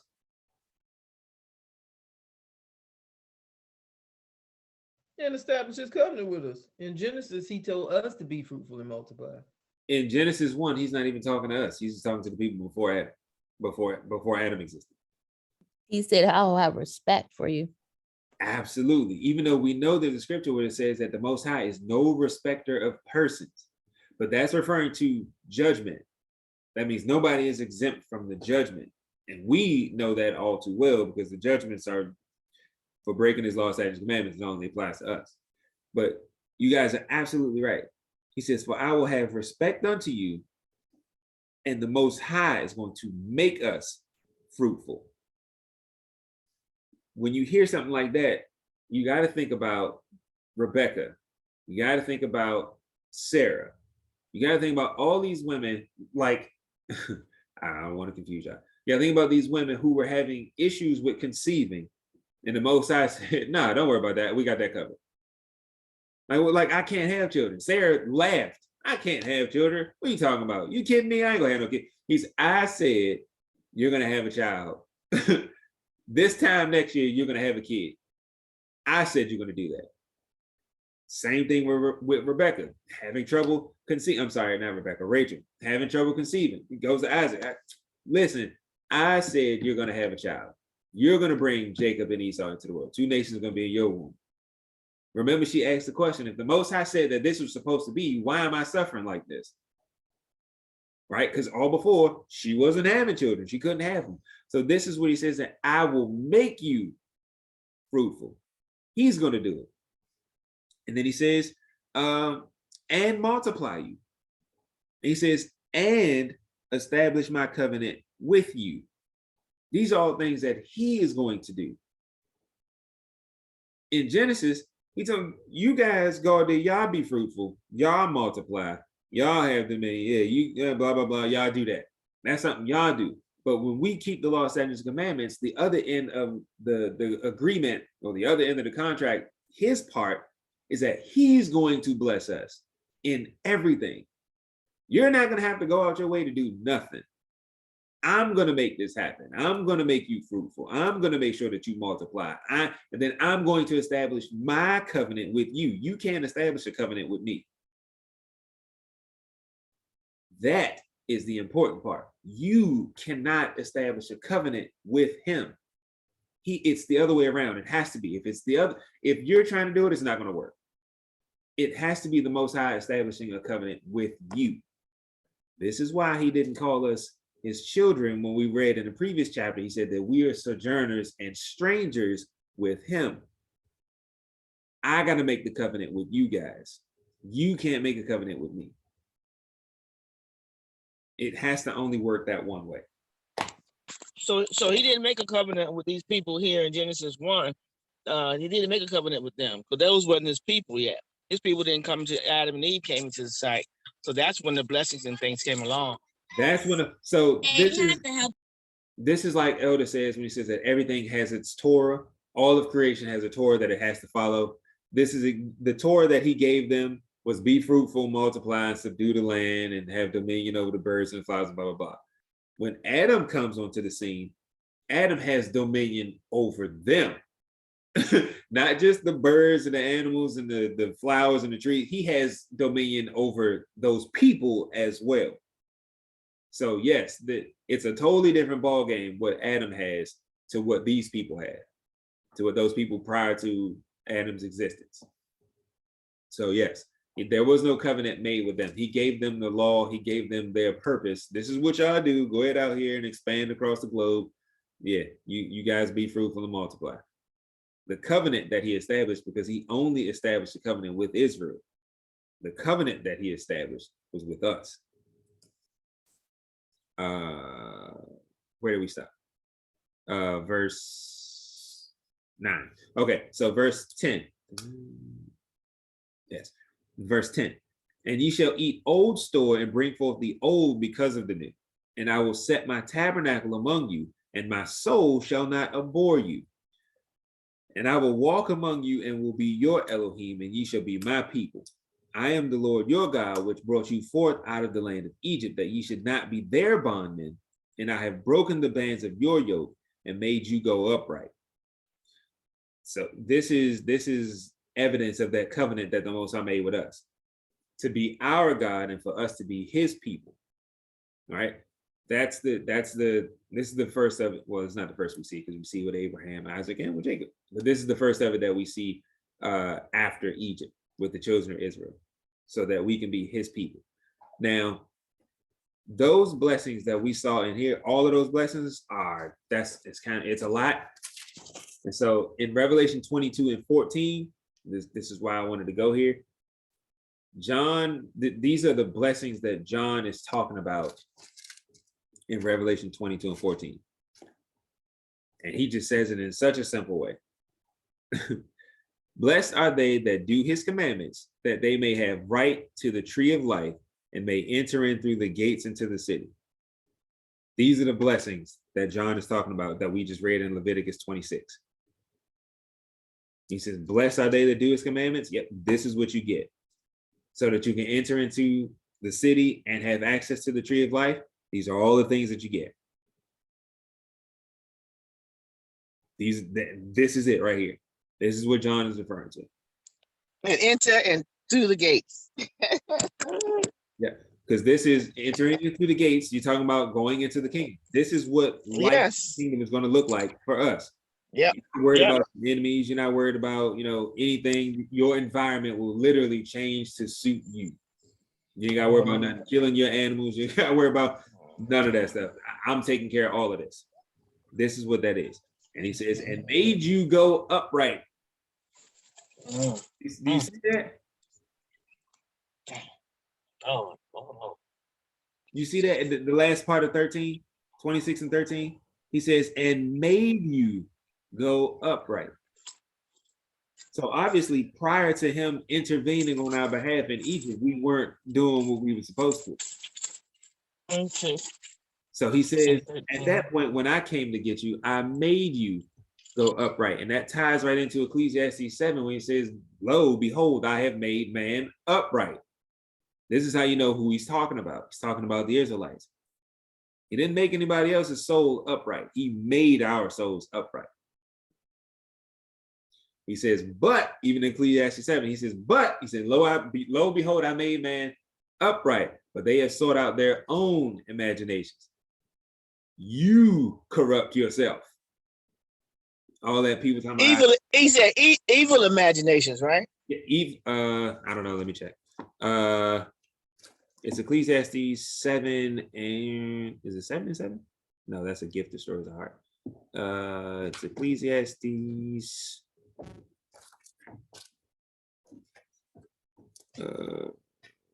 7 and 29. Lo, this only have I found, that God hath made man upright, but they have sought out many inventions. So no, some translations might say evil imaginations or evil machinations. I think that might be like NIV. That may be something right there, but right here in KJV, it just says sought out inventions, their own inventions. So this is what he's talking about. This is where that comes from. He said, I made you go upright. But you guys got to remember to keep the law, statutes, commandments, because if you don't, that's you seeking your own inventions, your own imaginations. Like you can't, no, that's not what I designed you for. Did I miss anything? No. All right, so what? Okay, so we did that. Verse 14. But if you will not hearken unto me and will not do all these commandments, and if you shall despise my statutes, or if your soul abhor my judgments, so that ye will not do all my commandments, but that ye break my covenant. Remember, I said this earlier. To us, it may seem like a light thing. It may seem like the Most High is being petty, but this is how he sees it. Notice how it gets worse from 14 as we head into 15. Notice how the conditions get worse.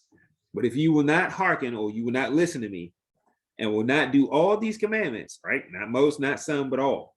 And if ye shall despise my statutes, if you don't do his commandments, the Most High sees it as you despising his statutes. Or if your soul abhor my judgment. I don't think there's any worse way to hate a person to say, I hate you from my soul.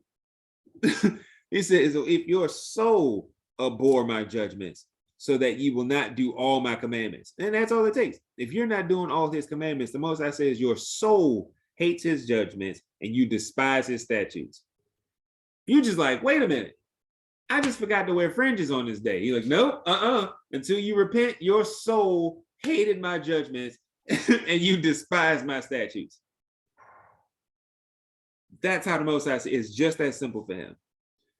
And he says, but that ye break my covenant, I also will do this unto you. I will even appoint over you terror, consumption, and the burning egg that shall consume the eyes and cause sorrow of heart. And ye shall sow your seed in vain, for your enemies shall eat it. And I will set my face against you, and ye shall be slain before your enemies, that they hate you. They that hate you shall reign over you, and ye shall flee when none pursueth you. So Keisha, what was your question about those two? It wasn't more a question, but more of an observation. You know, sometimes you read in the scripture and you're like, aha. So I understand now. So for me, it was the fact that, you know, he said that they will appoint your enemies over you and to cause you terror. That is like today, current events. Mm-hmm. And the fact that we have our sons or our children, and then they are facing the same things. As a Black boy, you have to be careful where you are, where you walk, all this kind of stuff. So we are terrorized. Then in 17, and he says that he'll set his face against us. In other words, he's allowing all of this stuff that's happening to us to happen to us until we repent and start doing what he said we're supposed to do. So that, to me, when I read it, was just like, wow, this is all because we're not listening. Absolutely. Absolutely. Hallelujah for that revelation. But that's exactly what this is. For not listening and not keeping the commandments, the Most High, he's not joking. It's funny that we see this in Leviticus, but he outlines it in great detail in Deuteronomy 28. This exact same stuff. If you don't listen to me, if you do not hearken, so I don't mess it up, y'all know how I am. Deuteronomy 28 and verse 15.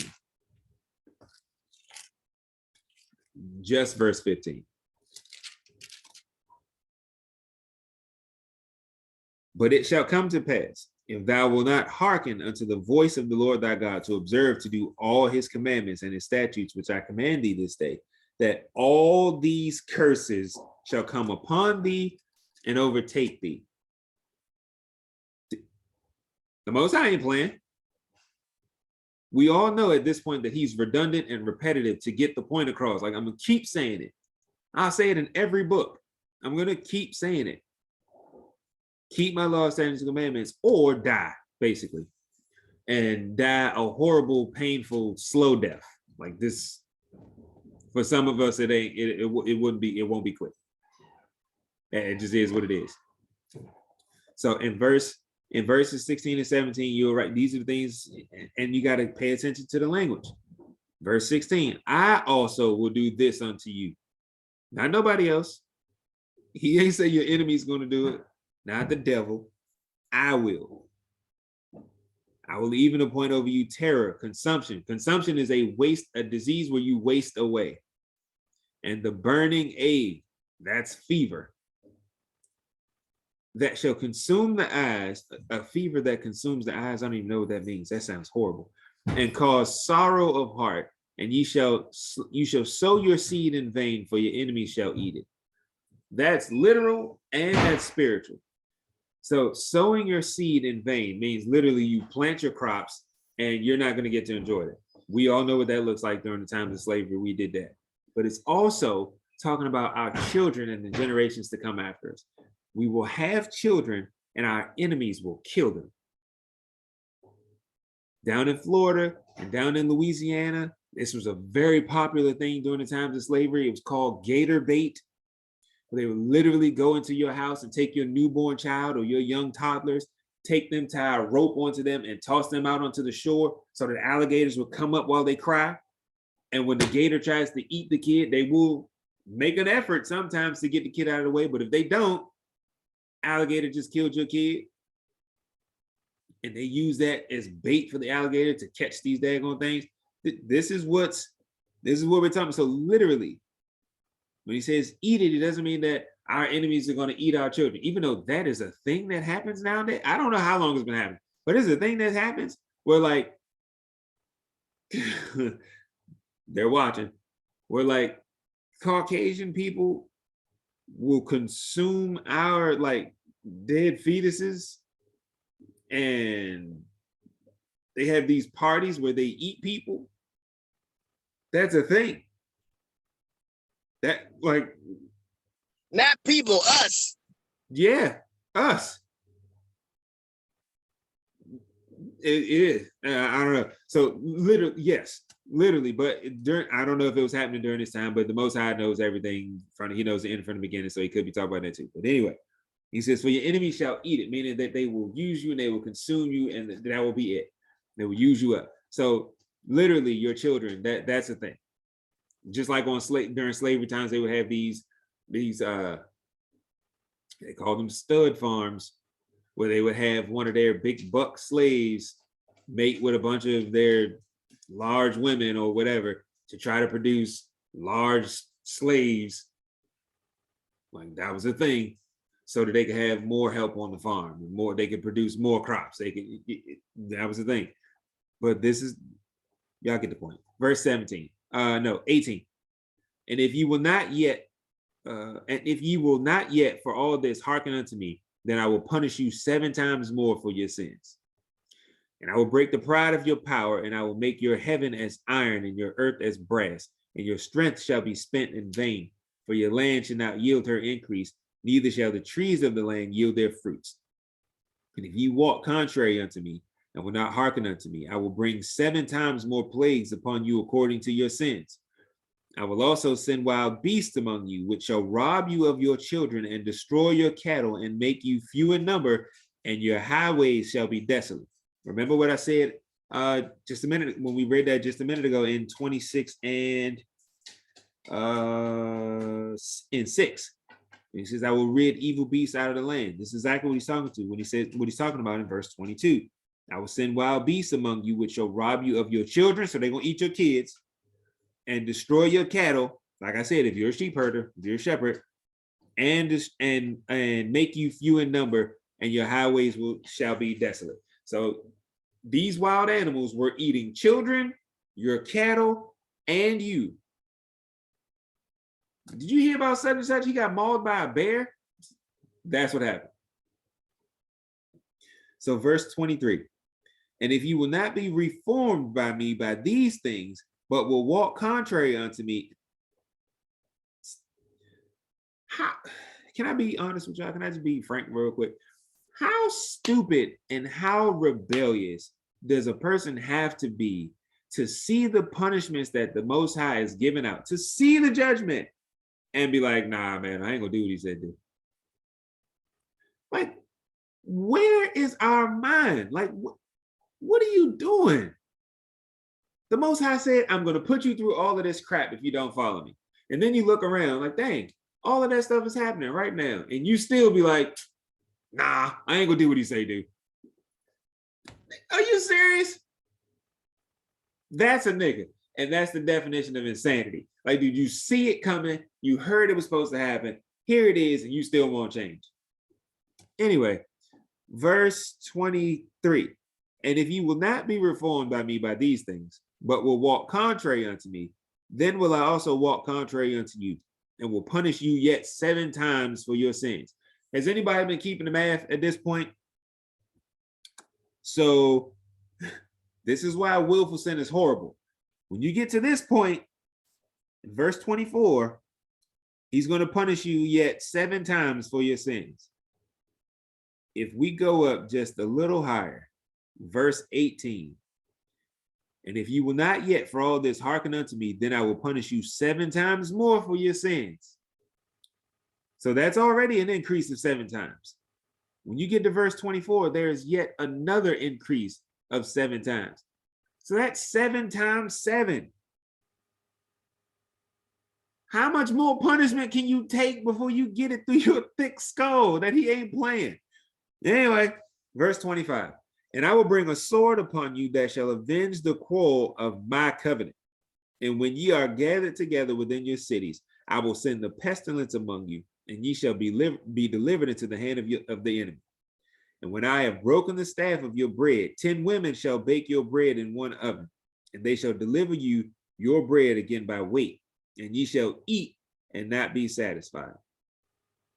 And if you will not for all this hearken unto me, but walk contrary unto me, then I will walk contrary unto you also in fury. Now, I don't know if y'all picked that up right now, but you are now being punished 49 times more than when he started. But even at that point, he wasn't angry at you. Even at that point, his fury hadn't hit yet. But in verse 28, I will walk contrary unto you also in fury, and I, even I, will chastise you 7 times for your sins. I don't know what that math is. 49 times 7, it's just less than, it was it 346?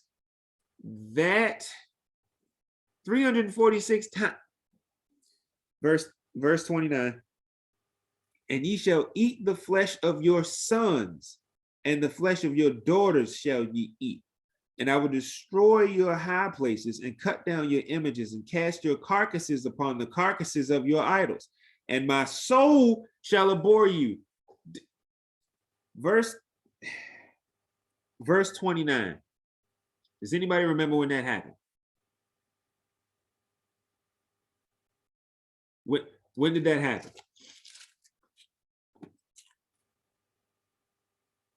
It happened more than once, but I know that it happened during the Babylonian captivity. There's the Babylonian captivity. It happened in 2 Kings. Yes. Okay. Yes. I got you.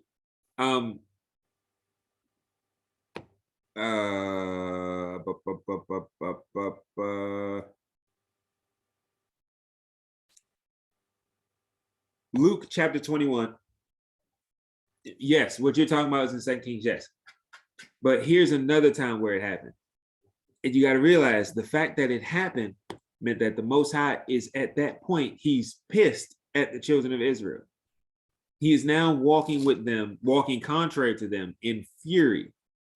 He's now angry. Now, I've been punishing you for years and you ain't learning. So now here it is. You're going to take this 346 times my wrath. And now I'm pissed. This is what you're going to get. So Luke chapter 21 and verse 20. 20 through 24. I wasn't quick enough. And when ye shall see Jerusalem compassed with armies, then know that the desolation thereof is nigh. Then let them which are in Judea flee to the mountains, and let them which are in the midst of it depart out. And let not them that are in the countries enter thereinto. For these be the days of vengeance, that all things which are written may be fulfilled. But woe unto them that are with child, and to them that give suck in those days. For there shall be great distress in the land, and wrath upon this people. There's that wrath. That wrath is the wrath of the Most High, because at this point he's pissed. And they shall fall by the edge of the sword, and shall be led away captive into all nations. And Jerusalem shall be trodden down of the Gentiles until the times of the Gentiles be fulfilled. Now, backstory. This time period that Hamashiach is prophesying right now is 70 AD. This is the destruction, the last destruction of Jerusalem. And during that time, I can't remember how many, it's called like the something days war. I don't remember how many days it was. It was like 7 days or 5 days or something like that. I don't remember what it was. But during that time period, literally the Greeks under Titus and Vespasian shut off our supply of everything, food, water, anything that we needed. They shut off that supply for days. So we were living off of, is it the 12? Whatever, I don't remember. So in that time when we ran out of food and we ran out of water, we literally began to eat our babies to maintain. Literally eating our children. So we literally went into cannibalism in order to not die, because we were being seized, we were being attacked, we were being cut off from the Most High. This is what's going on. So when in Leviticus 26 and 29, this is a prophecy of what he's talking about. If you will not hearken unto my voice, and we have gotten past that, I'm going to punish you 7 times more. If you still won't hearken, I'm going to punish you 7 times more than that. But if you still ain't listening, I'm going to punish you 7 times more, and this is what you're going to be doing. Now that you've pissed me off, now that you're walking in my fury, this is what's going to happen to you. Because obviously, doing harm to you ain't getting the message across. So I'm not going to do harm to you anymore. I'm going to do harm to your children by your hands. You're going to eat your children. Let's see if that makes you wake up. So verse 31. And I will make your cities waste and bring your sanctuaries unto desolation, and I will not smell the savor of your sweet odors. So this is literally what happened in 70 AD. Once the temple was destroyed, Jerusalem was laid to waste. It was trodden down by the Gentiles until the times of the Gentiles was past. That's what we just read in Luke 21. And so your cities will be laid to waste and bring your sanctuaries or your temple to desolation. And I will not smell the savor of your sweet odors. So your sacrifices, I'm not smelling no more, because you no longer have a temple. Verse 32. And I will bring the land into desolation, and your enemies which dwell therein shall be astonished at it.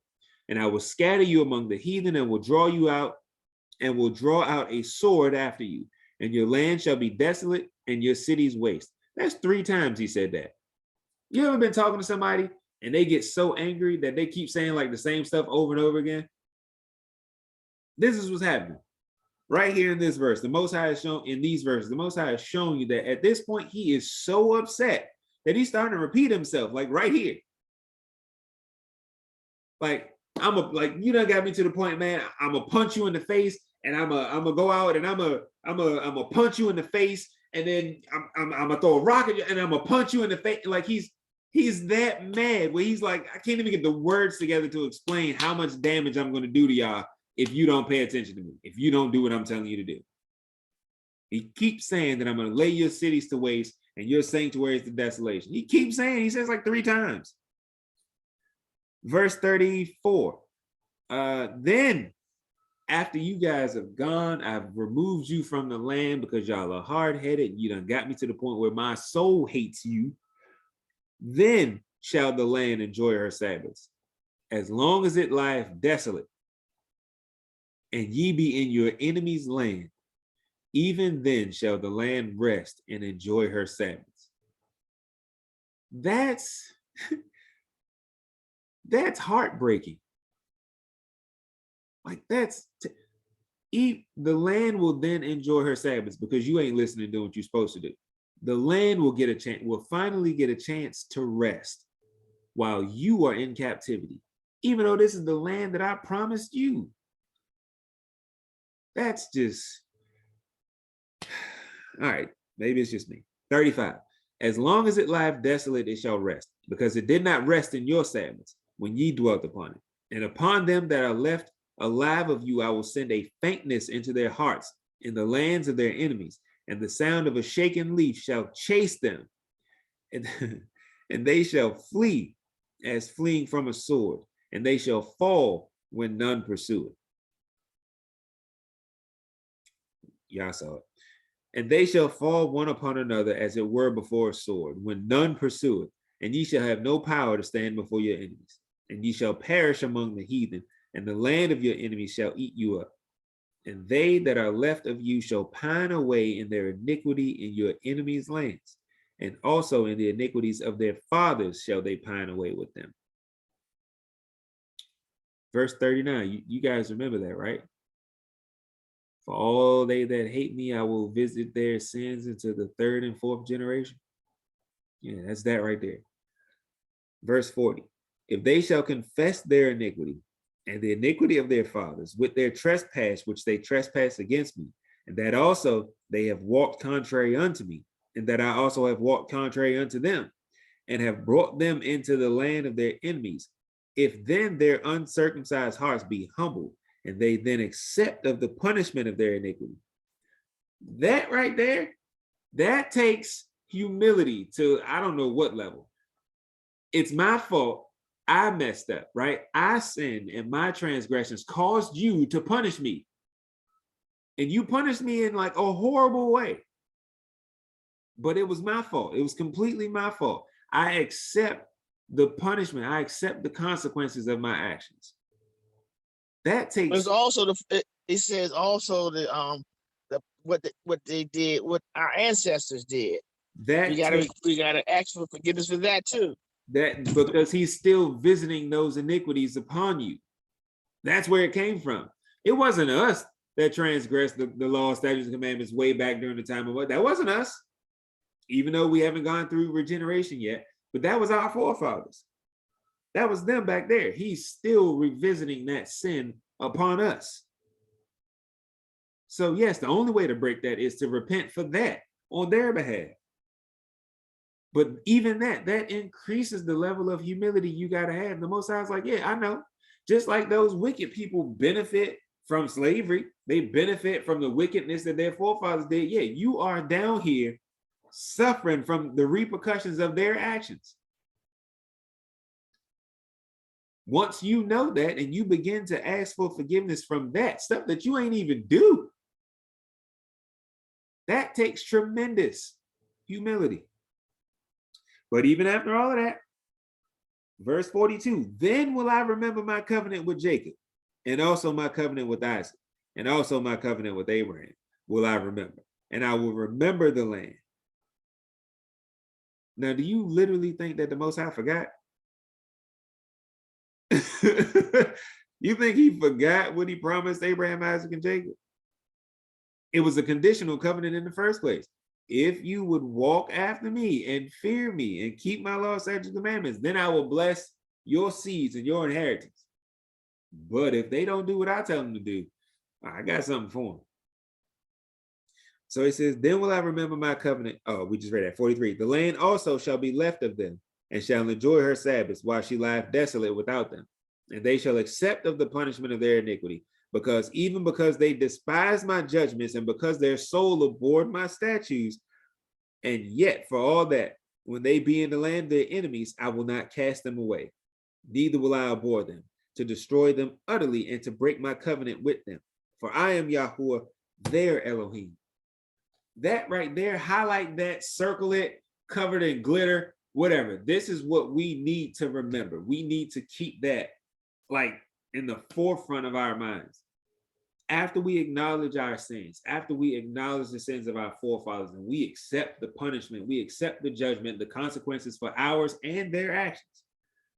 Most High says, yet for all that, when they be in the land of their enemies, because you're going there, we're here now. This is how we are able to get to the truth. This is how we are able to understand that salvation is still available for us. This is how we know that we're still under grace. He's saying, yet for all that, when they be in the land of their enemies, I will not cast them away. Neither will I hate them to destroy them utterly. I'm going to hate you to destroy you. I want you to know that, but I won't hate you to destroy you utterly. Because if he utterly destroys us, he breaks his promise that he made to Abraham, Isaac, and Jacob. If he destroys us utterly, that means there's no more of us. We're done. That's it. But he has destroyed us, because we see that in Deuteronomy 28 and 46, I believe it is, when he talks about the yokes, Your enemy, it might be 48. Your enemy shall put a yoke of iron upon your neck until you have been destroyed, until he have destroyed thee. So we have been destroyed because we no longer have yokes of iron on our neck. So the destruction has happened, but not utterly. That right there is a slap, punch, drop, kick in the face, however you want to say it. This is what we need to constantly remind ourselves of. Did I go past? No, I didn't. Never mind. That's what we need to remind ourselves of. Verse 45. But I will for their sakes remember the covenant of their ancestors, whom I brought forth out of the land of Egypt in the sight of the heathen, that I might be their Elohim. I am Yahuwah. These are the statutes and the judgments and laws which the Lord made between him and the children of Israel in Mount Sinai by the hand of Moses. Does anybody have any questions that I missed in 26?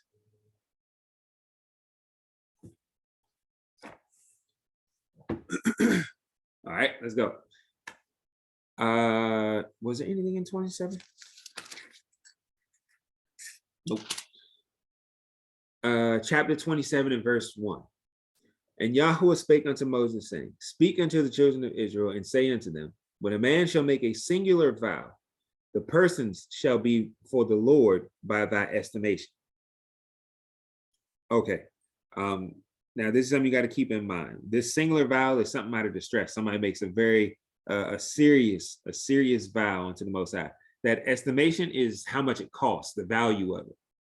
So as we continue on in this, you're going to see estimation that's talking about how much it's worth. So verse 3, and thy estimation shall be of the male from 20 years old even unto 60 years old. Even thy estimation shall be 50 shekels of silver, after the shekel of the sanctuary. And if it be a female, then thy estimation shall be 30 shekels. This is not saying that the person, their worth is 50 shekels. Not saying that the man is worth 50 shekels and the female is worth 30 shekels. That's what we're talking about. He's talking about the vow that they made. This is how much it's worth. This is how much it costs. The sacrifice. This is how much it's worth. Where do we stop? Verse 5. And if it be from 5 years old, even unto 20 years old, then thy estimation shall be of the male 20 shekels, and for the female 10 shekels. And if it be from a month old, even unto 5 years old, then thy estimation shall be of the male 5 shekels of silver, and for the female thy estimation shall be 3 shekels of silver. Now this is talking about, obviously babies and toddlers are not making vows unto the Most High, but if the parent makes a vow on the toddler on their behalf, that's what it's talking about. Verse 7, and if it be from 60 years old and above, if it be a male, then thy estimation shall be 15 shekels, and for the female 10 shekels. But if he be poor, then thy estimation, then he shall present himself before the priest, and the priest shall value him according to his ability that vowed shall the priest value him. So now you see, we're talking about the person himself, the person, his or herself. It's not literally the person, it's their ability. Like, what can you do? Oh, that guy's a stonesmith. The value for a stonesmith is XYZ, blah, blah, blah. Verse 9. And if it be a beast whereof men bring an offering unto Yahuwah, all that any man giveth of such unto the Lord shall be holy. He shall not alter it nor change it, a good for a bad or a bad for a good. And if he shall at all change beast for beast, then it and the exchange thereof shall be holy.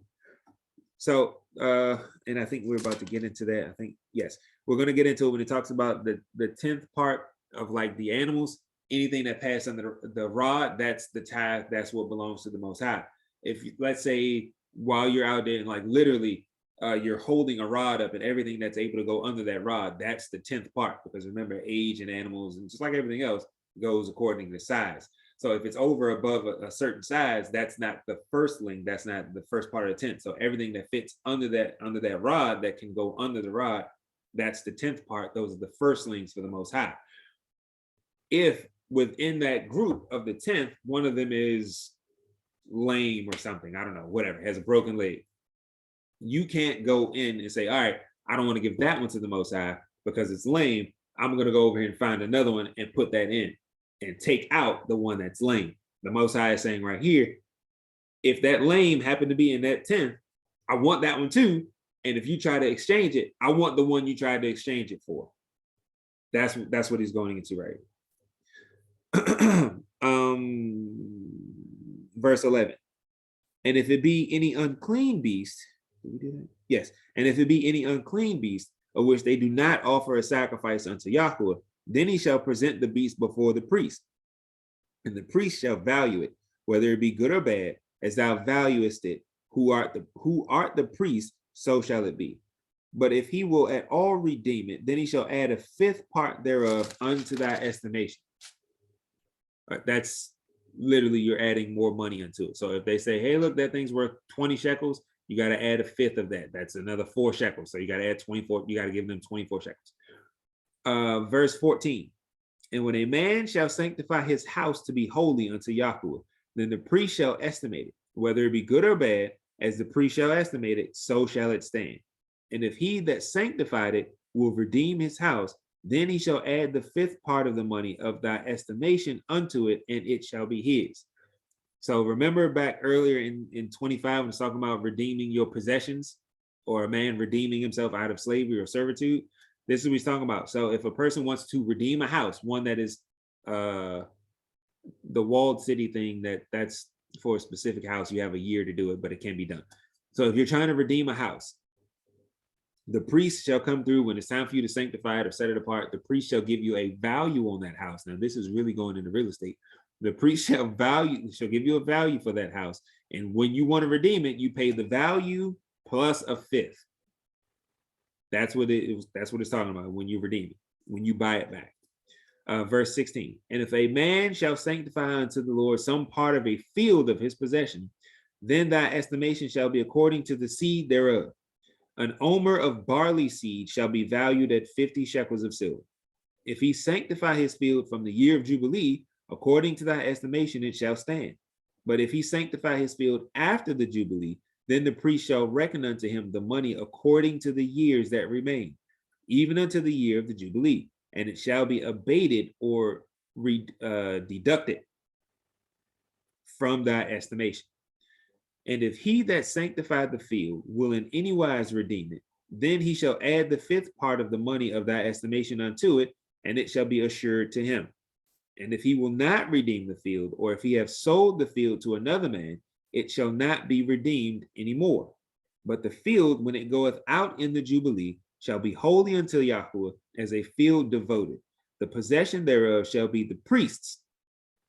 And if a man sanctify unto the Lord a field which he have brought, which is not of the fields of his possession, then the priest shall reckon unto him the worth of thy estimation, even unto the year of the Jubilee, and he shall give thine estimation in that day as a holy thing unto Yahweh. In the year of the Jubilee, the field shall return unto him of whom it was bought, even to him to whom the possession of the land did belong. So that means it goes all the way back to the original owner. So like if you have a field and then you sell it to somebody to use, right? They got their 50 years of the Jubilee. You sell it to that person to use. If you decide that, you know what, after the Jubilee is over, I'm going to dedicate a part of this field to the Most High. And whatever comes out of that, I'm just going to give that to the priest. Then the priest comes out and they give you a value on that portion of the field that's going to be dedicated to the Most High. Once they give you that value, then you go and at the end of the 50 years, you redeem that field, that goes back to you, and now they pay you, right? They give you a payment for that part of the field you want to dedicate to the Most High. That's what it is. Whew. Okay, verse 26. Only the firstling of the beasts, which should be the Lord's firstling, no man shall sanctify it, whether it be ox or sheep, it is Yahweh's. And if it be of an unclean beast, then he shall redeem it according to thine estimation, and shall add a fifth part of it thereto. Or if it be not redeemed, then it shall be sold according to thy estimation. Notwithstanding, no devoted thing that a man shall devote unto Yahweh of all that he hath, both of man and beast, and of the field of his possession, shall be sold or redeemed. Every devoted thing is most holy unto Yahweh. All that's what that's saying right there is an example that I just gave about a man devoting a piece of his field to the service of the Most High, or devoting it to the Most High. It can't be redeemed anymore. Once it belongs to the Levites, once it belongs to the Most High, it belongs to the Most High forever. That's what it was talking about when in chapter 25, when it was saying that the Levites' land and their possessions cannot be taken from them, or they can be redeemed at any time if they decide to sell it for whatever. This is what we're going into. Once it belongs to the Most High, belongs to the Levites, that's it. Verse 29.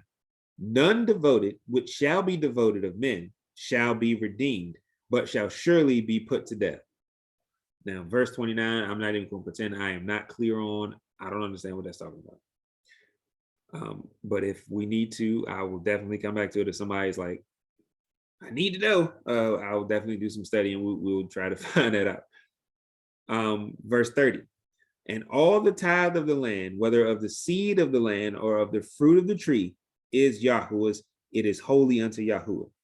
And if a man will at all redeem aught of his tithes, he shall add thereto the fifth part thereof.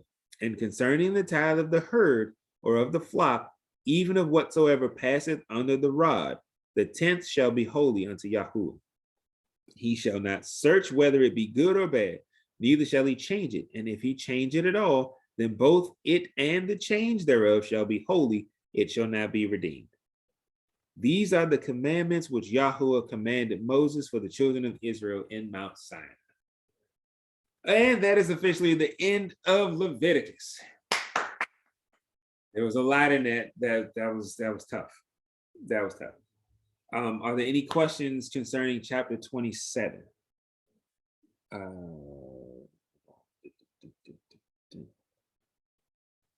Yeah. So are there any questions in 27? Are there any questions about anything, period?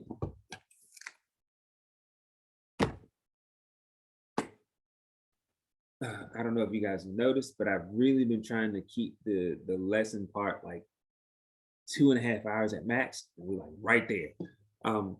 So are there any questions about anything that we've gone over so far?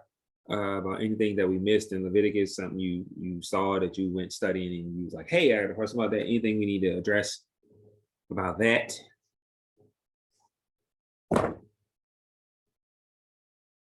Okay, so that is the end of the Torah portion.